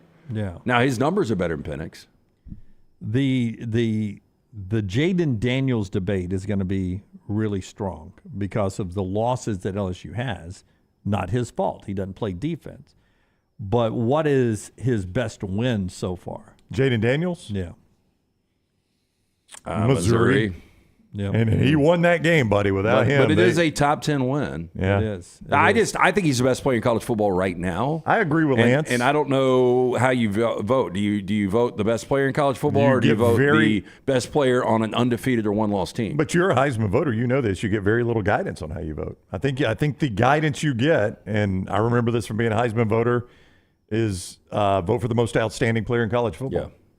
That's Look, pretty and much the I know guidance as you get. soon if I was to vote for Jaden Daniels, it would be SEC biased. Yeah, I mean, that's the way But people. you know, would- I don't give a shit. I know you don't. You don't, and you're also one of only 1,000 voters. Right. Yeah, so It's going to work its way out. yeah. I wonder if LSU had one loss, this thing would already be over. Oh, if they've got one loss, Jaden Daniels would be a prohibitive favorite. They probably wouldn't even take money anymore. But here's the scenario that's being painted: that Washington and Oregon, if they went out, is it still Friday night Pac-12 championship game? I assume believe it so. is. Yep. Friday night Pac-12 championship game will be not only for the likely bid in the college football playoffs, but also for the Heisman. Yeah. A one-game I showdown. mean, that is so on brand for the Pac-12 to completely fall apart and then have a final championship game that is for a spot in the playoffs and the Heisman. Yeah. I mean, that is so on brand for the Pac-12. Oh, and by the way, they're doing it at Friday night in a stadium in the middle. Vegas this year. Well, not in the middle of nowhere, but a stadium nowhere close to the 2 campuses. Yeah, Vegas this year. People will be walking by that stadium not knowing anything that's going on inside of it. Why is there so much noise in there? Who's in concert? Yeah. And probably smoking pot doing it. Probably. If you've been to Vegas. Yeah, that strip smells like weed. It does. Constant smell of weed out there. All right, show being brought to you by our friends at Woodhouse Day Spa. And then I want to talk about the SEC Coach of the Year. SEC Coach of the Year. Connor O'Gara with a good story today at Saturday Down South. Yeah, Woodhouse Day Spa, the holidays right around the corner. You're looking for that perfect gift for the person in your life. It doesn't matter. Hey, for the ladies out there, guys like massages Heck too. yeah. Guys like to be pampered. So this Christmas, treat that special someone to the gift of luxury from Birmingham's best day spa, the Woodhouse Day Spa, located at Summit Shopping Centers, right off of Highway 280. Choose from a menu of over 70 options, including massages, body treatment, skincare, waxing, nail services. You can buy gift cards online 24/7, birmingham.woodhousespas.com. That's birmingham.woodhousespas.com. Hey, don't forget Bud Light Game Night is tomorrow night. Bud Light Game Night, we're at Top Golf downtown. Come out, take a few swings with us and a few swigs with us, with our friends at Bud Light. Easy to drink, easy to enjoy. There you see the schedule all year long in our Bud Light Game Nights right there with our friends. Good game tomorrow night. Adams Beverage, yes. Which one is it? We've got the Bengals and Ravens. Oh, it is right there in the middle, Jim. November 16th, Week 11. It's Bengals and Ravens tomorrow. Boy, night. I tell you what, both teams coming off a loss. Bad which is, losses, too. Yeah, very, very surprising. The Browns in what will now be Deshaun Watson's final game of the season. He's out for the remainder of the season. It broke today. The Browns beating Baltimore, but the more surprising of the two was Houston beating the Bengals. We thought the Bengals were in back. Cincinnati. In Cincinnati. I know we're about to talk SEC Coach of the Year. Boy, D'Amico Ryans is making a play for NFL Coach of the Year. Hey, they're in the playoffs right now. 5-4. C.J. Stroud turned it over 3 times in that game, but he also made big plays down the stretch. He's got to be in the MVP conversation. C.J. Stroud. Yeah. I mean, think about that, a rookie MVP and a first-year Coach of the Year. And both those guys are in that discussion because right now the Texans are in the playoffs and the Bills aren't. Figure that one out. I mean, since the Texans lost their first 2 games of the season, they're sitting there at 5-2. It's a remarkable turnaround, and all credit to Birmingham native D'Amico Ryans. Great guy. I am so thrilled that he's doing well there. And if they've hit it right with C.J. Stroud, and it appears they have, D'Amico can do this for a very long time. That's the bad part about taking over the bad job like Houston, is if you get that first quarterback wrong, you probably don't survive it. I mean, ask Arthur Smith, right? He may not survive this because they got their first quarterback wrong. 17 touchdowns for C.J. Stroud, only 2 picks. He's played amazing. The thing about Deshaun Watson, too, to show you. Isn't that hard to believe Josh Allen just threw 2 picks the other night? Yep. C.J. Stroud's done it the entire year. Yep. One of the longest standing state bets right now. Oh, no. We've got one on this? I'm on the wrong side of this, too. Give it to me. I missed my windows. Give it to me. I don't think they're going to get there. One of our, it doesn't have to win it. Just play in the Super Bowl. I have the Titans or Browns. Who plays in it first? I had Titans or Browns, and LT has Texans or Jaguars. Oh, my gosh. I mean, we could go the rest of our lives, and that would not pay off. Yeah, just have to get there. But, I mean, Jaguars have been close. Texans have been close. I will say you got the 2 closer ones right now. Yeah, now. But this could flip quickly. I missed my Derrick Henry window, though, it felt like. The Titans had opportunities here. No, recently. you're right about the missing the Derrick Henry window. That window's about to close for you. And I don't think P.J. Walker is going to get you there. Boy, if you're a Browns fan, it's got to be frustrating. You're sitting at 6-3. You're only a half game back. And you've lost Nick Chubb and Deshaun Watson this year. And the Deshaun Watson deal, if you didn't see it, he hurt his shoulder, and he asked doctors, he said, just shoot me up with Toradol like you've been doing, Dunaway. Shoot me up with the Toradol and put me back in. Oh, I'm sorry. I'm not supposed to say that. Yeah, I don't want to get the next round trainers in trouble. Shoot me up with Toradol and put me back in. And the doctor said no. And now that they've looked at the shoulder, they said that if he had taken 1 hit on that shoulder, it could have potentially ruined his arm forever. Oh, no. Not just his career, his arm forever. Yeah, forever. So his right arm? I don't know. I think it is. I think it's Is it the throwing? Yeah. I think so. Maybe I'm wrong. So he's done for the year. Well, breaking news overnight. Yeah, I mean, I hate that for the Browns fans because they have been through it this year. To lose Nick Chubb and to get back to where they were, just a game out of that division after that win over Baltimore. When Deshaun hadn't played good either. No, he's not. But they won a couple games with P.J. Walker. They beat San Francisco with P.J. Walker and another big win with P.J. Walker. We'll now get to that SEC Coach of the Year that was teased there, brought to you today now by our friends at Bromberg's. Bromberg's Jewelers wants to remind you, they are your diamond specialist since 1836, family owned and operated. If you're thinking about popping the question this holiday season, nothing like giving or getting that silver box from our friends at Bromberg's. 2 great locations, Mountain Brook and the Summit. For more information, brombergs.com. Usually Coach of the Year, especially on the national scale, goes to who has overachieved. But Conor O'Gara points out at Saturday Down South that has not been the case in the SEC since 2016. You've had 2016 and 2020 Nick Saban, 2017, 2021, and 2022 Kirby Smart, 2019 Ed Orgeron. Only one time was Mark Stoops in 2018 when you got sort of the overachieving.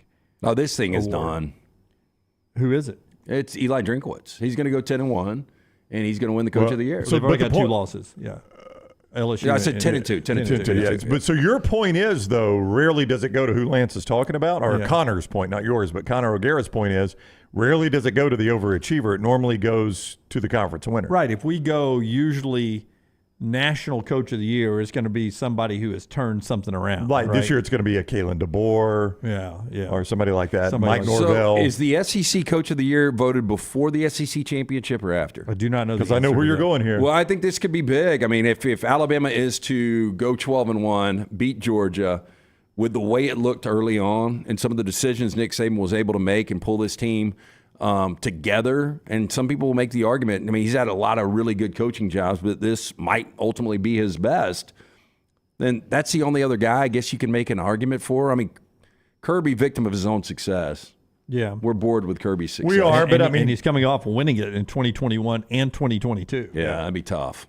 But you definitely can make the argument this is Nick Saban's best coaching job at Alabama. Yeah.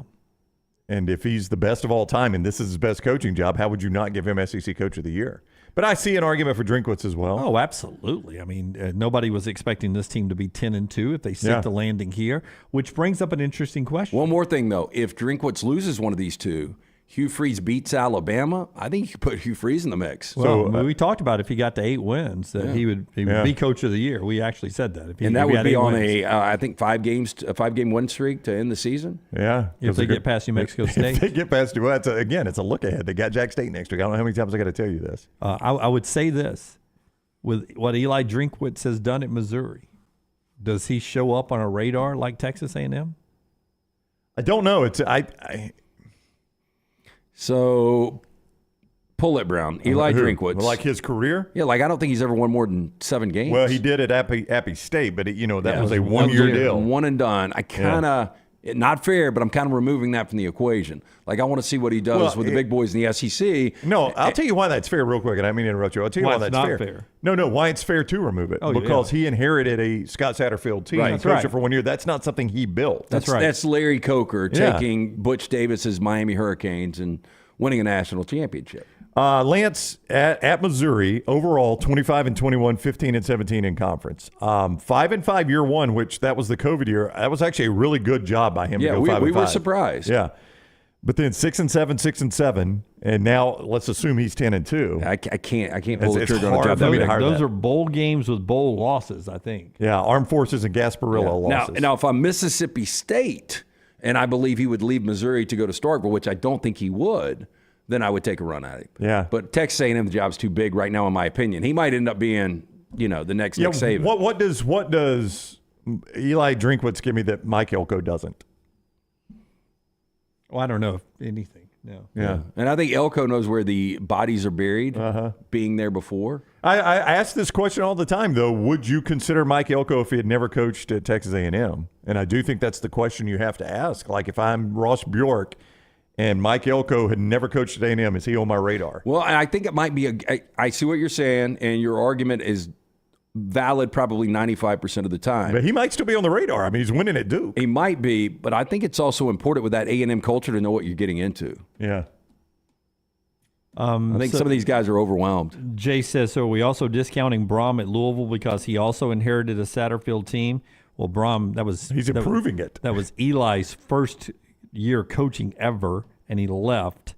Brom, this is his first year at Louisville, was pretty good at Purdue. Yeah, Brom's a good coach, there's no doubt, and he got the benefit of a really bad schedule, and I'm not going to be surprised if Louisville doesn't lose their next 2 games, though. But keep in mind, the point is the team that he inherited at Appy State was a 11-2 conference champion team.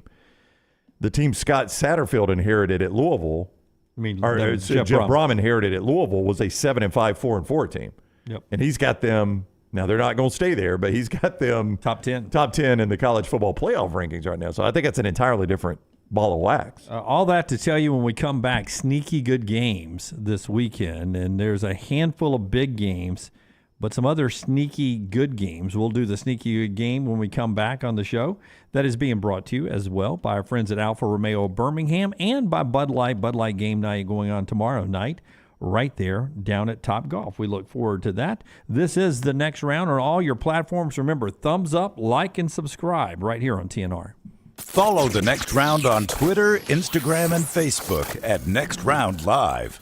IV therapy, B12 injections, cryotherapy, and compression therapy all under one roof. It's our friends at Hydra Live. Mention Next Round at checkout. Save 20% off any service. Hydra Live's got 3 locations, Homewood, Tuscaloosa, and coming soon to Greystone. Start your day online with our website, nextroundlive.com, for the latest videos, podcasts, and college football stories. It's also a great way to stream the show or shop in the Next Round store. Stay connected by visiting nextroundlive.com. Hey, if you're looking for Birmingham's best pizza, you need to stop in and see our friends at Slice Pizza and Brew. It's as local as you can get, from the ingredients that go into every pizza to the beer on tap. For a great lunch or dinner, go see our friends today, Vestavia or Lakeview at Slice. Legendary comedian James Gregory back at the Comedy Club Stardome coming up this weekend. One show Friday and matinee show on Saturday at 4 and one at 6:30. Stardome.com for more information. He is one of the greatest, cleanest comics of all time, storytelling at its finest. For decades, the unforgettable character of veteran comedian James Gregory has stood grinning, his shirt untucked, his arms outstretched. Carefree welcome to down-home hilarious comedy experience. Again, 444-0008 or stardome.com. It's James Gregory. Support the show and grab some great t-shirts and hoodies right now in the Next Round store. Buy the Alabama State map shirts in your team's favorite colors, the popular Y'all Can Have the Rest, or Next Round flag shirts are also online now. Just go to nextround.store. That's nextround.store. The traditional Next Round logo shirts are there too. Buy them for yourself, or they make a great gift for someone else. And let us know what you'd like to see in the store coming up. Nextround.store, that's nextround.store. Football season is here, and Legacy Credit Card is just what you need to manage your spending safely and wisely. Credit cards offer better consumer protection against fraud when compared to a debit card, which is linked directly to your bank account. Legacy offers rates as low as 8.9% APR on credit cards compared to major card providers who advertise rates as high as 29% APR. Look no further than Legacy. Open a credit card online in minutes at legacycreditunion.com/join. APR's annual percentage rate, rates, and offers subject to change. See website for details. Federally insured by NCUA. What are you waiting for? It's non-stop gaming action at Birmingham Racecourse Casino. Come play more than 900 of the latest and greatest games around, featuring fun bonuses and big jackpots. You can wager and win on horse and greyhound races from all over the world. There are more ways to win at Birmingham Racecourse Casino. Birmingham Racecourse Casino, located off I-459, exit 31, Derby Parkway. Must be 21 or older. The Next Round Golf Cart is here. Your chance to play 4 area golf courses for just $89. Get 18 holes in cart at Limestone Springs, Cross Creek, The Meadows, and the newly renovated Woodward Golf Club. A $247 value for just $89. Get your golf cart now at nextround.store.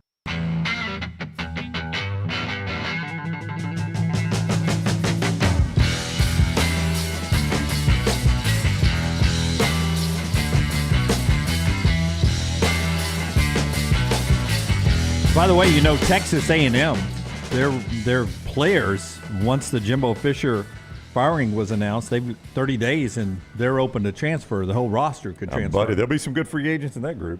And recruiting has not been the problem. And keep in mind that Texas A&M wide receiver Raymond Cottrell is currently ranked as the #1 overall player in the 24/7 portal out there. Look at what he's looking at for his next school. So they've got a big recruit. Well, and I think Evan Stewart is a guy that, you know, he's been a little nicked up, but he's been underutilized. Yep. He could be an absolute stud for somebody next year. Could be a stud. I mean, that whole roster has some players, some pieces on it that could end up going somewhere else there. Yeah, Noah Thomas has been really, really good early in the year. And he's just a sophomore. So, I mean, he's got some eligibility. A lot of young talent right there.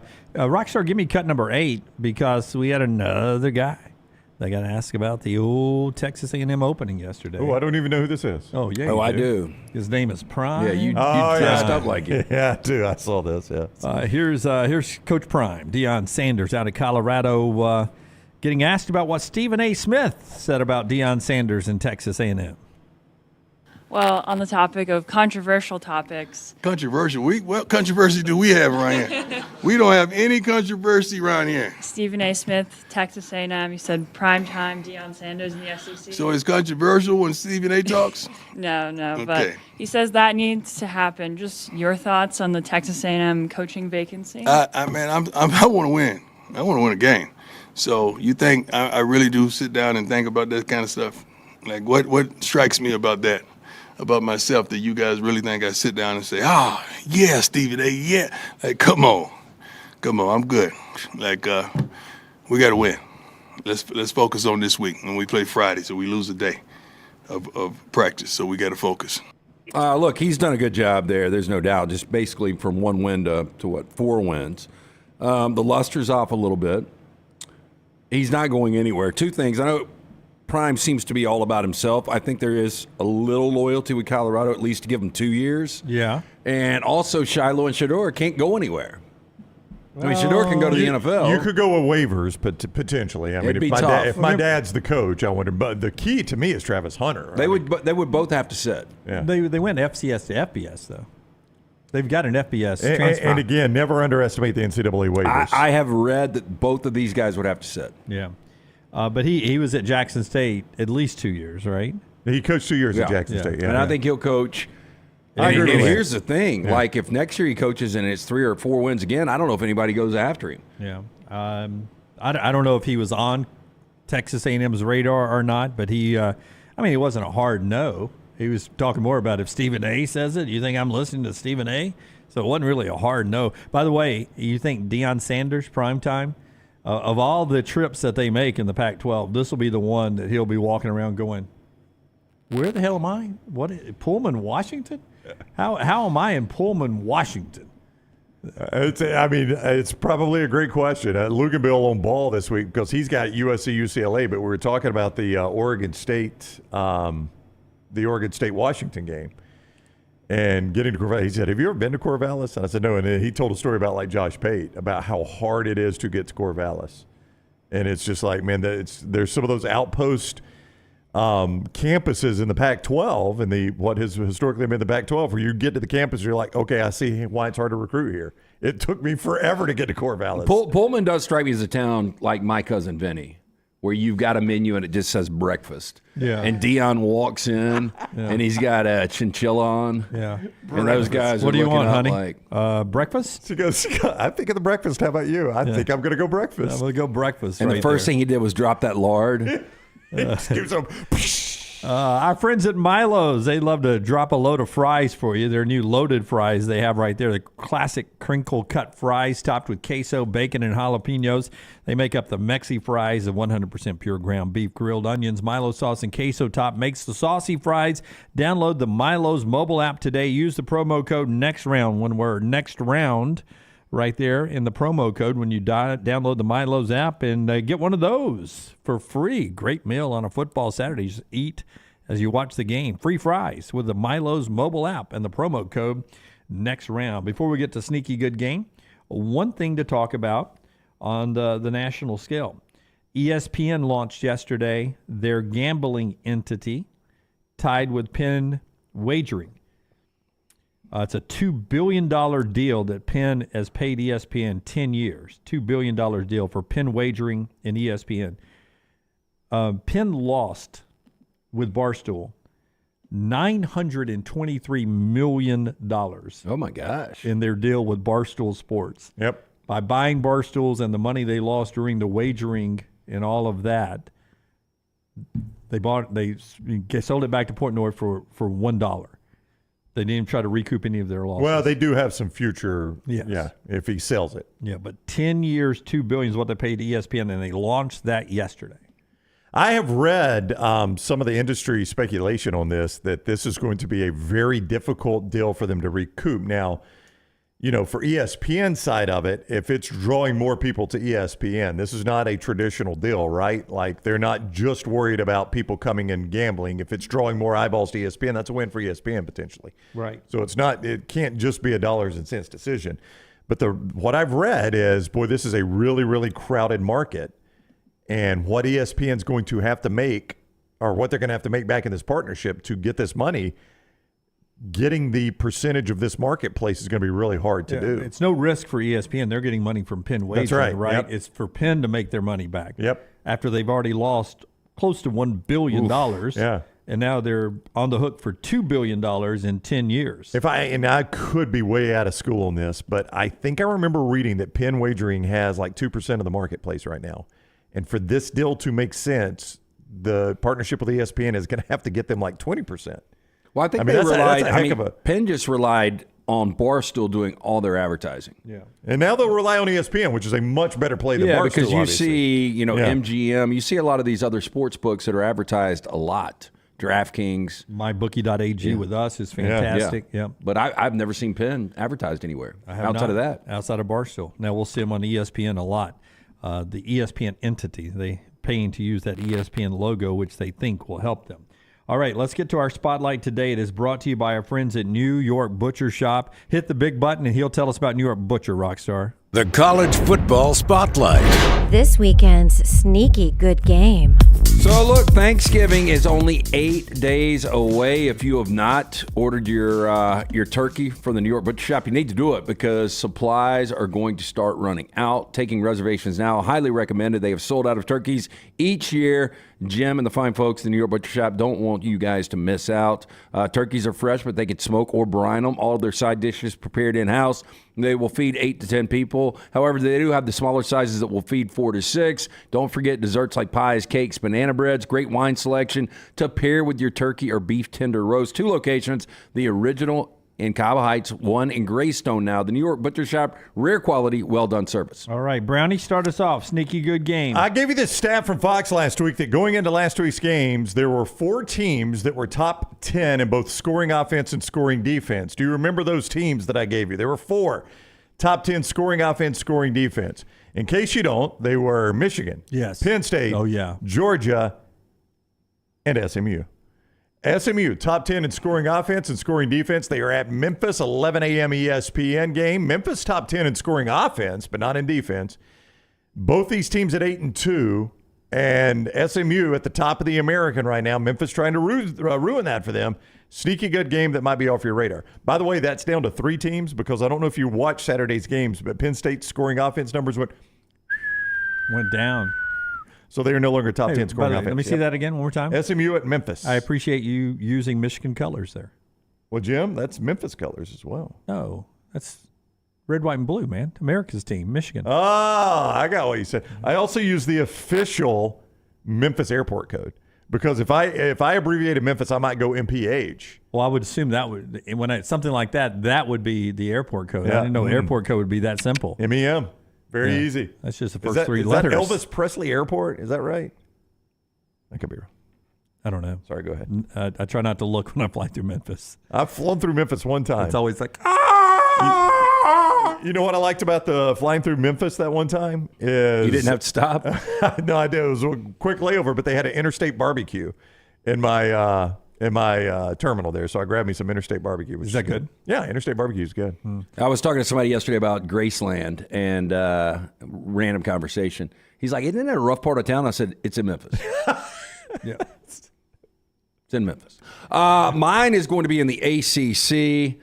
NC State travels to Lane Stadium to take on Virginia Tech. NC State has won 3 straight. 4 of their last 5. Dave Duran doing a good job of dialing things in. One of their losses over that time, a 13-10 loss to Louisville. Doesn't have a quarterback. Yeah. On the other side, Virginia Tech, they've won 3 of their last 4. So I think this is a sneaky good game. ACC Network, 2:30. Virginia Tech, a slight favorite in this one. Sneaky good game. For me, you got to go into the conference that has the Lions, the Big Red, the Quakers, the Tigers, the Bears, oh my. And at the top, you already got one team with a share of the championship trying to win it outright, and the other one trying to get a share of the Ivy League championship. It's the game. It's Harvard-Yale, and you get to watch it 11 a.m. on ESPNU. It'll make one of my TVs, or at least one of my quad boxes. I don't think I've ever watched more than like a series of that game. It is like watching 3A high school football. It really is when you watch it. Which one's got the better stadium, Harvard or Yale? Harvard's is that historic stadium. I can't picture Yale is stadium. The historic stadium. I thought it was Harvard. No, it's the Yale Bowl. The Yale Bowl. Hey, Lunsford, give me a number on who's the better team here. Harvard is 5-1 in conference. Okay. They're 8-1 overall. Yale is 4-2 in conference. Okay. 6-3 overall. Stake bet incoming, everybody. Dartmouth also 4-2, hoping that they win the Big Green and also a Yale win, and they will have a 3-way tie for the championship. So I watched the documentary BS High last night on Bishop Sycamore. Is that any good? The dude is a sociopath that put this thing together. It's good, but you want to murder that guy at the end of it. Do you really? I mean, Lunsford, he's straight up crazy, right? He's one of the craziest people I've ever seen. And it just kept getting worse and worse and worse as it went on. Well, I wasn't even going to ask you about that. I was going to ask you more if Thompson played Harvard right now. That's what Hunter's saying, Thompson or Yale. Who do you go with? I mean, obviously, you would go with the college, but it might be closer than the experts think. I don't know. I mean, Thompson, how many D1 signees will they Thompson have? would have the speed over Harvard. Thompson's young. That's the problem. Thompson has a lot of really good Power 5 signees that are all underclassmen. That's my point. And So, you know that's how what makes it many tough. you know how many Harvard or Yale have? 0. They got no Division I signees. That's right. They are technically Division I, but yeah. Okay, thank you, Lunsford. They have no FBS signees. Hey, on the Bishop Sycamore, how many people got crushed from ESPN on that thing? Oh, I don't know. But I mean, they were sold a bill of goods. Oh, absolute bill of goods. They didn't go into that side of it because ESPN wouldn't comment. Yeah. Yeah, it's embarrassing for them, yeah. That they got suckered into that? Well, I feel bad for Luganville. Like ESPN just shipped him out to the game, and I think he was telling them. Well, I mean, if you looked at the team, you hear about teams that look great coming off the bus. Yeah. Right. I would assume that, this team would have looked that good, but if you saw them, they didn't. Yeah. I don't know what you thought, Lunsford, but it was funny. People were tweeting out about them when they were getting destroyed during that game, and one guy was like, "You're 21, bro, get a job." So a lot of these guys were their high school eligibility was already gone. Yeah, it takes a long time to explain exactly how you got to that point where they played IMG, but these kids had no business being out there, and the problem is it's tough to see these kids and the lives they were living, and then it's even tougher to see this crazy guy exploit these kids that already had nothing basically to begin with. Speaking of which, our buddy Tom Luganville, we have a commitment to share with you right now. Quade Luganville has made his college choice today. And Quade, Luganville's son, is on his way to be a colonel at Eastern Kentucky University. 4-star long snapper. Now, his dad makes the stars, so he probably gets a bonus star from being at Luganville, right? It's like the Alabama bump. You get the Luganville bump. Quade Luganville. He's been working on that long snapping forever. What a great portrait. Yeah, that is really cool. Too. And he's going to be a colonel there at, I think it's Richard Kidd Stadium. No, it's not Richard. No, Roy Kidd. Roy Kidd. That's the legendary coach who just recently passed away. Yep. And by the way, you know who used to quarterback the Colonels of Eastern Kentucky, don't you? Oh, let me think. It was before he transferred to Georgia Tech, right? Before he transferred to Georgia Tech. Tom Luganville? A young Tommy Luganville. How about that? So the Luganville family tree runs deep there. Did Tom play for Roy Kidd? I think he did, yeah. Because Roy was there forever. Yeah, I think he played for Coach Kidd. Okay, here's a little next round trivia for you. All right.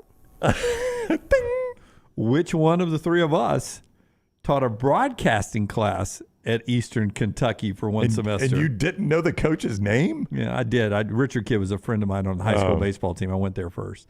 Roy Kidd. It was Jim Dunaway. Wow. Back in 1990. Wow. Yeah. I was going to guess Lunsford. But Back in 1990. And guess what? What's that? My whole class? Females. Full of football players. Oh. Yep. Know what I was told? What? Give them A's. Everybody makes an A. Yep. You got it, Coach. Yep. Did they show up for class? They didn't have to because I rarely did either. Yeah. What if Luganville was in that class? Was he there in 1990? He might have been. No, it's going to be tight. No, I don't think I Luke's think that old. 92 probably. Yeah. Well, that would have been awesome if Let's you just say 95. 95. Okay. We only missed about 5 years. Wow. I taught a class at Eastern Kentucky for one semester. Yeah. Before Luganville, who looks old as hell, was even in college. And Lunsford's How right. old am I? Lunsford's right. And I thought this when Lance said it. I think it went the other way. I think you went Georgia Tech to Okay. Eastern Kentucky. To Eastern Kentucky. Yeah. Well, congratulations to the Luganville family. Did you get paid for teaching? I did. Okay. I did. You know what? Those A's don't come free. Hey, do you know who approached me? This was a couple years ago, or several years ago, about teaching broadcast class. And you're going to love the reason it fell apart. Samford. Samford for me, too. Samford University. Like some sort of TV radio production class or something like that. Me too. And I was like, who'd they call first, do you think? I think it was Dunaway. I think it was me, honestly. Probably so. Yeah. So I was like, I've never done anything like that. I mean, it's going to depend on how much it pays and what the time aspect is. And like, we'll get you all that information. I'm like, I'll consider it. And then the next day I get a call. He's like, hey, we were unaware you don't hold a college degree. Oh, that's not why I turned it down. I was like, oh, no, I don't have a college degree. And they're like, you don't turn that's down gonna be a problem. people that ask you to do free things. Yeah, So, but I turned it down because I was expecting it would be like a second income. Like I was going to do one so every semester. I didn't miss out on any money? No. That's Samford, man. We're Baptist. Could you snaked it in where your kid gets the tuition break? I asked that. No. Yeah, I'd have to be a full-time employee at Samford to get the discount. I think it was going to pay me $3,000 a semester. Yeah. Yep. Sounds right.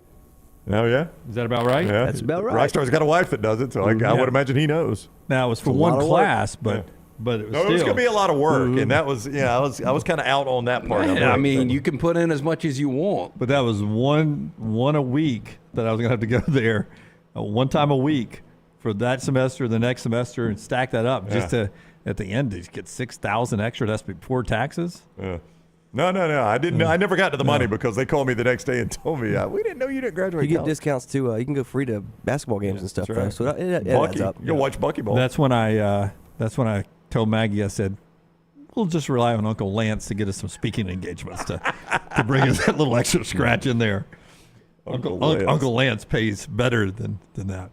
All right, that's our sneaky good games today, brought to you by our friends at Hemphill. Hey, if you're looking for a great way to check, 58's the high today. We've already reached our high. That's right. How about that? Fall weather, full effect right now. Our friends at Hemphill Services offering a $69 fall tune-up. All you got to do is call Adam, Chad, Andrew, the guys at Hemphill Services, 229-2090. That's 205-229-2090 for all of your plumbing, heating, and cooling needs. Call Hemphill Services. Hard to stop a train. For more information, hemphillservices.com. Start each game week on Monday morning live with ESPN's Tom Luganville and Jim Dunaway. 7 a.m. everywhere you get the next round. Hey, Lance Taylor from the next round to tell you about our friends at Gutter Cap. Gutter Cap's that patented aluminum cover system that fits over most existing gutters to keep out debris and eliminate that gutter cleaning. It's backed with a lifetime warranty, almost 20-year service record right here in Birmingham. Stay off that dangerous ladder forever. 45% off the retail price now if you call guttercapbirmingham.com. Call my good friend Chris Stewart now, 205-823-2212. Cap it, don't snap it. It's Gutter Cap. The Next Round Golf Cart is here. Your chance to play 4 area golf courses for just $89. Get 18 holes of golf and cart at Limestone Springs, Cross Creek, The Meadows, and the newly renovated Woodward Golf Club. That's a value of $247 for just $89. Or get the Next Round Deluxe Golf Cart for just $119. It gets you all 4 courses with cart, plus an exclusive Next Round Golf t-shirt, koozie, golf tees, and a sticker. There are no restrictions. The cart is good through September 2024. Get your golf cart now at nextround.store. A legendary coach once said, "It's not the will to win that matters, it's the will to prepare to win." Bryant bankers have the dedication and experience to put together a financial game plan that's right for you. Stop by one of the 7 Central Alabama locations today or give them a call at 1-855-4-BRYANT to begin preparing for your financial future today. You'll find out what unbeatable service and legendary results are all about. Bryant Bank, Equal Housing Lender, member FDIC.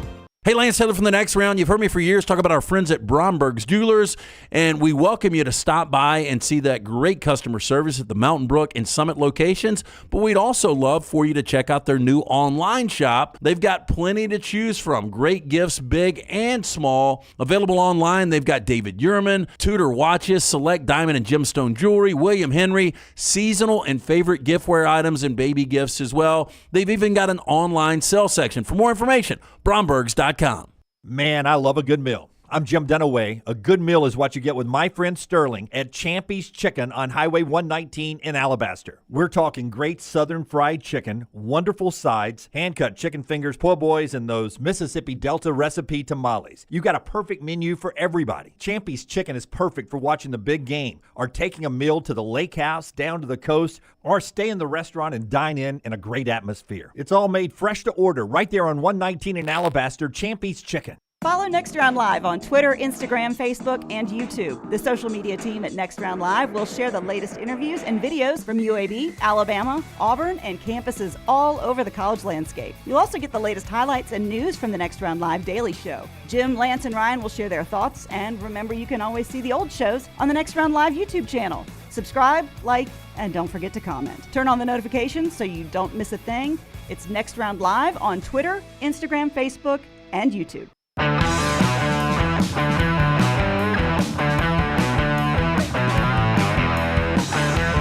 Hat backwards this time as we talk to Elijah McAllister. It's a young man's game. And he just looks like a guy that occasionally would spin that hat around backwards. So I'm gonna go young man's game, hat backwards for Elijah McAllister today. I've never seen him in a hat. Me either. Yeah. He is with us each week, courtesy of Craneworks and Rentalworks. Elijah's one of the big guys out there. The big guy says check out the big dog. Craneworks and Rentalworks, the Auburn team captain with us now on the JohnstonRVCenter.com hotline. What is up, Elijah? How are you? Good, and yourself? Good. Do you ever go hat backwards like Dunaway is right now? No, I never hat backwards. I wore a hat a couple times this week, though. We're not allowed to wear them in the building, so I try to. That's why you never see me in one in here. But I try to wear them from every once in a while. Oh, interesting. So that's a Coach Freeze team rule. No hats in the building, huh? No hats in the building, no headphones. So that's why you'll never really see me with my AirPods or anything in, or my hat. Well, that is old school. Hugh Freeze is coaching in 1977. I mean, that's pretty old school right there now. I mean, loosen up, Hugh. Hey, so 48-10. I mean, it seems like this team's coming together at the right time. Yeah, I mean, it felt great to go out there just from a team standpoint and go out there and kind of, play our best, most complete game of the year. It was from the start to finish. I mean, we kind of hit the ground running from the opening kickoff. Literally, I mean, had a tackle inside the 15, I think, and kind of boosted our spirits up. And it was good ever since then. So it felt good for us to get out there and kind of play what we felt like was our most complete game of football the whole year so far. I turned the hat around because it's in New Mexico State colors this week, and I didn't want to make you mad. Sneaky good 8-3 team coming in. I know SEC fans will be like New Mexico State, but you've seen them on tape. They're not that bad, aren't they? Yeah, they're pretty good. And any team that's in there, has already clinched their conference championship is good. They can play football, and it's tough, as you know. The buzz, surrounding the town or outside these walls is getting ready for the Iron Bowl and. Excited for that, but we know we need to focus on this team, who's a great team coming in. They have 8 wins, so they can play football for sure. Yeah, that is Elijah McAllister, the Auburn team captain, and he hit on what I wanted to ask about. He's presented by Craneworks Rental Works. Craneworks and Rental Works, the big guy says look for the big dog. The human nature is to look forward to the Iron Bowl and look past this game. How do you prevent it personally, and as a team captain, how do you make sure the players that are playing with you on this team don't look past this to the Iron Bowl? Yeah, so me personally, I just, get it as another opportunity to, showcase my skills against another formidable opponent, regardless of who they are and what we have next week. I know I can focus on this week. And as a person who's had injury in the past, I know nothing's guaranteed. So just taking it game by game is important for me personally.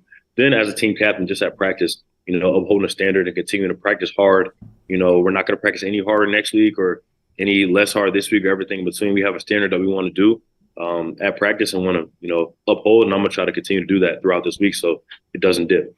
KJ Jefferson seemed to get his swagger back a little bit last week against Florida, and then you guys completely derailed that. Is that the biggest quarterback you've ever gone against? Yeah, it's definitely the biggest quarterback I've ever, played against. I mean, he's like a tight end out there. It's tough to tackle. If you, saw the game or watched the tape, it took about 2 or 3 of us to get him down. He's a good quarterback, though. He's a good player. You starting to get emotional about some of these last things? Like I think this is the next to last time you'll be on with us, maybe? I doubt that's at the height of the list. I mean, it's definitely up there, though, just the whole college experience in general. But I think what has kind of helped, put a halt to, me kind of, being a little upset about the season is clinching bowl eligibility. So I'll at least have another, month or 2 or 3 weeks of my guys to continue to, build and, continue to have that college experience. So. How do you not look ahead to the Thanksgiving meal? Look past New Mexico State to the Thanksgiving meal next week. That's got to be hard too. It's hard because Thanksgiving is my favorite holiday, so I'm all for it. I love Thanksgiving. Oh, you and Lance. Yeah, me too. Yeah. The best. You get football, you get food, you get family. I mean, it's like literally like the best of both worlds. So I'm trying not to look ahead, but I'm definitely thinking about what's going to be my Thanksgiving. Okay, as your career is winding down, what is the best part about a typical day for you as a student athlete? Probably the locker room after practice. Guys are usually like in good spirits because we just finished the hard days of work. We got nothing left for the rest of the day, and we just kind of like hanging out and having fun. So probably the locker room right after practice is probably my favorite part. I would tell you that when you get married, your Thanksgiving is not as simple as just football and food. That's all I'm going to say. Mine's been a lot more complicated the last 25 years. Yeah, his is golf and Madden now. So. Yeah, it's just it's not always as easy as it used to be when I just sit at my house and eat great food and stuff. So bowl projections, now that you guys are obviously in it, do you start looking at those and saying, oh, they have us going here, they have us going there? Do you look at those?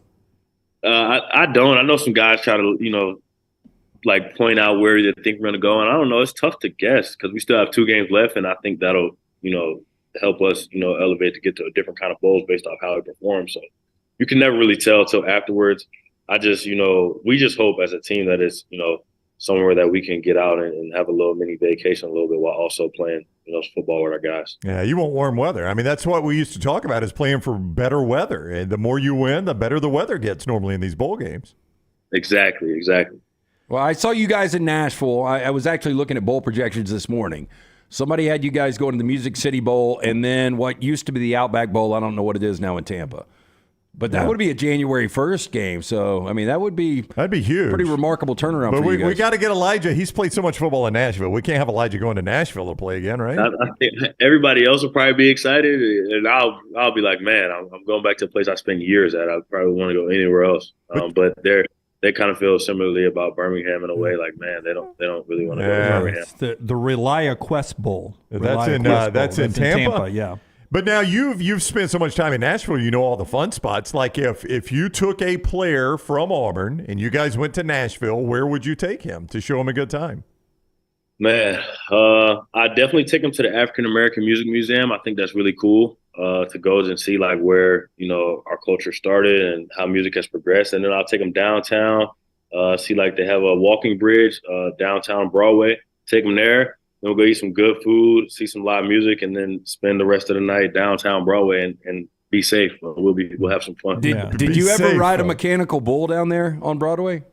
Nah, that's not my thing. I never did that or got on the cycling things that people all pedal and ride down Broadway. But I've done pretty much everything else. The gentleman sitting right here that had his hat on backwards rode a mechanical bull. Put the hat back on backwards. Back in July. Yeah, Dunaway rode a mechanical bull in July at one of the bars on Lower Broadway when we were there for SEC Media Days. And it felt like it was going really fast. And then Taylor Corner, who handles our social media, proud Auburn grad, showed me the video and posted it, and it was like slow motion.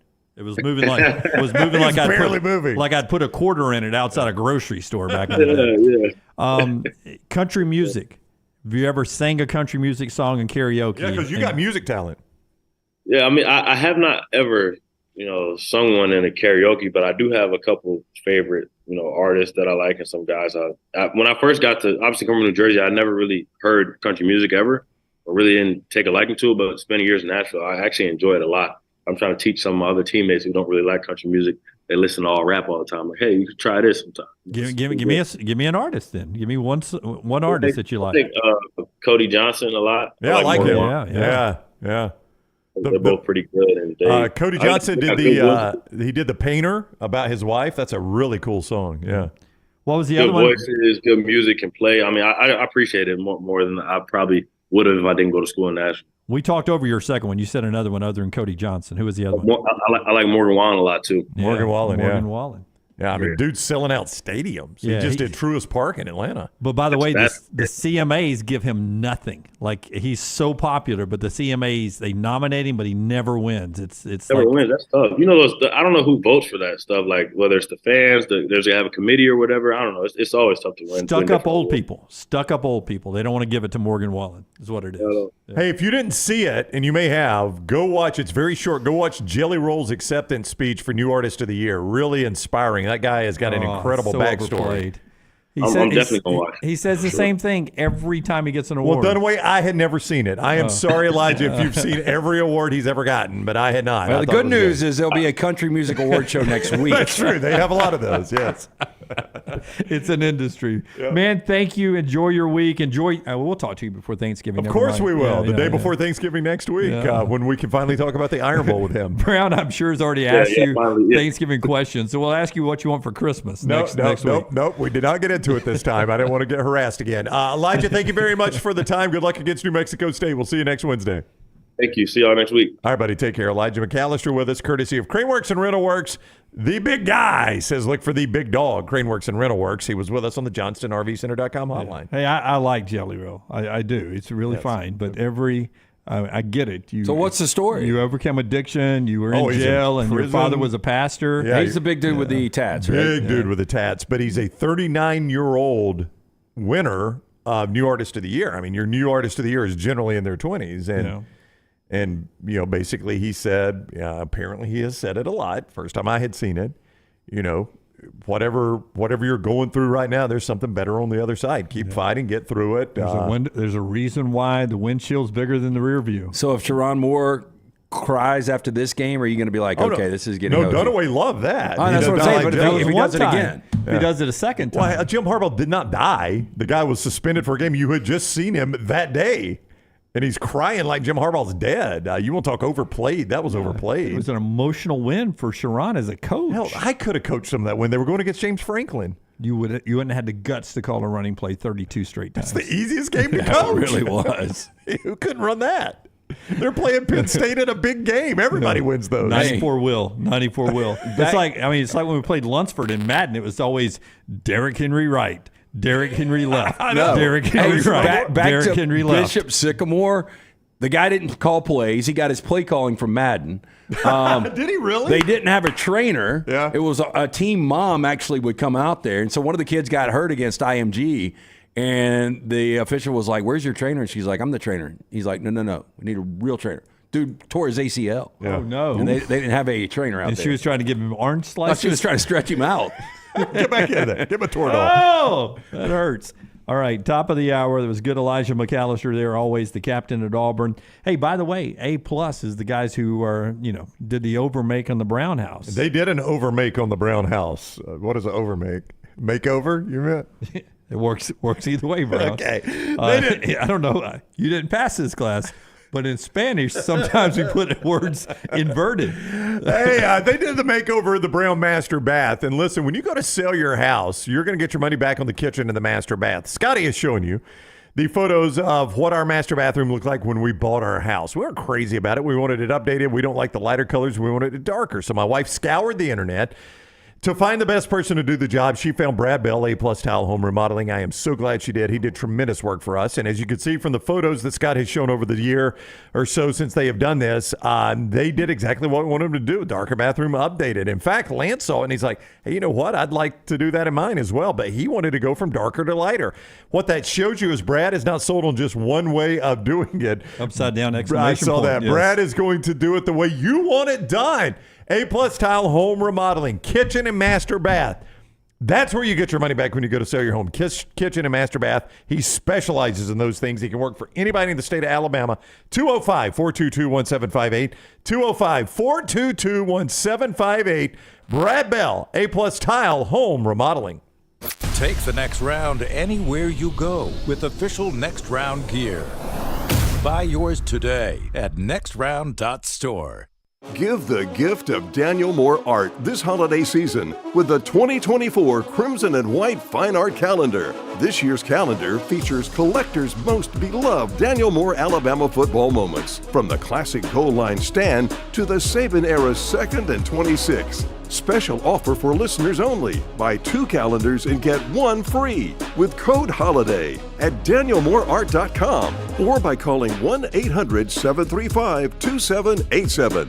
The wait is over. Tonali has arrived. Beautifully distinctive Italian styling and performance. Come test drive the all-new 2024 Alfa Romeo Tonali plug-in hybrid at Alfa Romeo of Birmingham. The all-new Tonali offers best-in-class horsepower and torque, fastest 0 to 60 times in its class, plus best-in-class range with full electric charge. And best of all, qualified Tonali leasees are eligible for up to $7,500 EV tax credit factored into your lease. Hurry down to Alfa Romeo of Birmingham and experience the all-new Tonali. Make sure to start your day at nextroundlive.com. Get caught up on the latest podcasts and videos from the live daily show, plus specialty shows such as the Mystery Fifth Hour. You can also learn more about the whole staff at Double Down Media, find all of our social media feeds, see the latest videos from our YouTube channel and gaming channel, plus find other ways to consume the show like the Next Round mobile app, which you can download direct from the site via your iOS and Android device. Make nextroundlive.com your homepage and stay up to date with everything from us here at the Next Round. Hey, Lance Taylor from the Next Round to tell you about our friends at Gutter Cap. Gutter Cap's that patented aluminum cover system that fits over most existing gutters to keep out debris and eliminate that gutter cleaning. It's backed with a lifetime warranty, almost 20-year service record right here in Birmingham. Stay off that dangerous ladder forever. 45% off the retail price now if you call guttercapbirmingham.com. Call my good friend Chris Stewart now, 205-823-2212. Cap it, don't snap it. It's Gutter Cap. Twin Peaks is the best in the game. Here, you're in the red zone for every college rivalry and divisional matchup all season long. I mean, where else are the scenic views as good as your view of the game? Only at Twin Peaks, the #1 sports bar. The Next Round store is live and loaded. Check out the latest logo t-shirts and hoodies, get your favorite team colors, the Next Round flag shirt, or grab the popular Y'all Can Have the Rest t-shirts. Go to nextround.store, that's nextround.store. DryTech Water Restoration is a locally owned company that specializes in mold remediation, fire and water damage cleanup, and SteraMist services. DryTech's goal is to provide clients with expert guidance when dealing with any home disaster. DryTech's highly trained specialists are available 24 hours a day, 365 days a year. They will work closely with you and your insurance company to make sure the process is stress-free as possible. Call DryTech today, 205-637-0143. The moment you discover damage to your home, DryTech's team will handle the rest. Jim Dunaway, Lance Taylor, Ryan Brown, and Rockstar. Live from the Birmingham Racecourse Casino Studios, the Next Round, presented by Bud Light, is on now. LT's got 4 downs in this segment. We do a lot of things really well up here, if I do say so myself. I mean, we do. Drive a show, get to work early. But what we do best, I've got nothing to do with this, Brown. What we do best, apparently, is shipping. Somebody in the chat room, I think it was J.A., said he ordered merch from nextround.store yesterday, and it just now showed up at his office. Yep. And I had to ask young Reed there, are you like taking orders by hand and delivering them now? Yeah. Because I didn't think our U.S. Post Service could get it done that quick. But he ordered it yesterday, and it got packaged up and delivered to him by today. Yep. I mean, that's Amazon-esque. Yeah, you're absolutely right about that. Yeah. We know our ship. Yeah, so nextround.store, we cannot promise you 23-hour delivery service. But sometimes it happens. Lunsford, I was going to disclaim it, man. Disclaimer, don't always expect it that fast. I get it, man. I get it. I'm getting there. It's not my first rodeo. I was going to get you off the hook. Lunsford's, building in the fact that his website may not work as fast or something. And we got new gear in, though, that's I don't know if it's in the store yet, but this is some good-looking stuff. I checked my locker today when I came in, and the wear this over the next few shows package that we usually get. Yeah, not there yet. Free gear. Where is your locker? It's near my desk. Okay. And where's your desk? I gave it up. Locker? I gave it up when EG started working for us, and we ran out of room up here. Jay says my office is about a 4-iron away from you guys, to be fair. So that's going to be 125 yards to the right for me. So we could have saved shipping, right? We could have. We could have literally ran it over to him. How about Troy? He said, I literally ordered last night at 10 o'clock, and it's out for delivery now. He's in Kentucky. Good for him. He's out in Kentucky? Yeah. Oh, look at little T. She's got a link in the chat room to the new fall collection. So it's up. It's up, the new collection stuff at nextround.store. And we'll be wearing some of that new fall collection gear, I'm sure, soon. Yes. Coming up here on the show. So you know what to buy for Christmas. Yeah. Some of the classic stuff we're wearing today now. Yeah, nextround.store. That's where you go. Yeah, some good stuff. Lunsford's got, or very soon we'll have the Pick 3 up for this week. We got 2 more weeks of the Pick 3?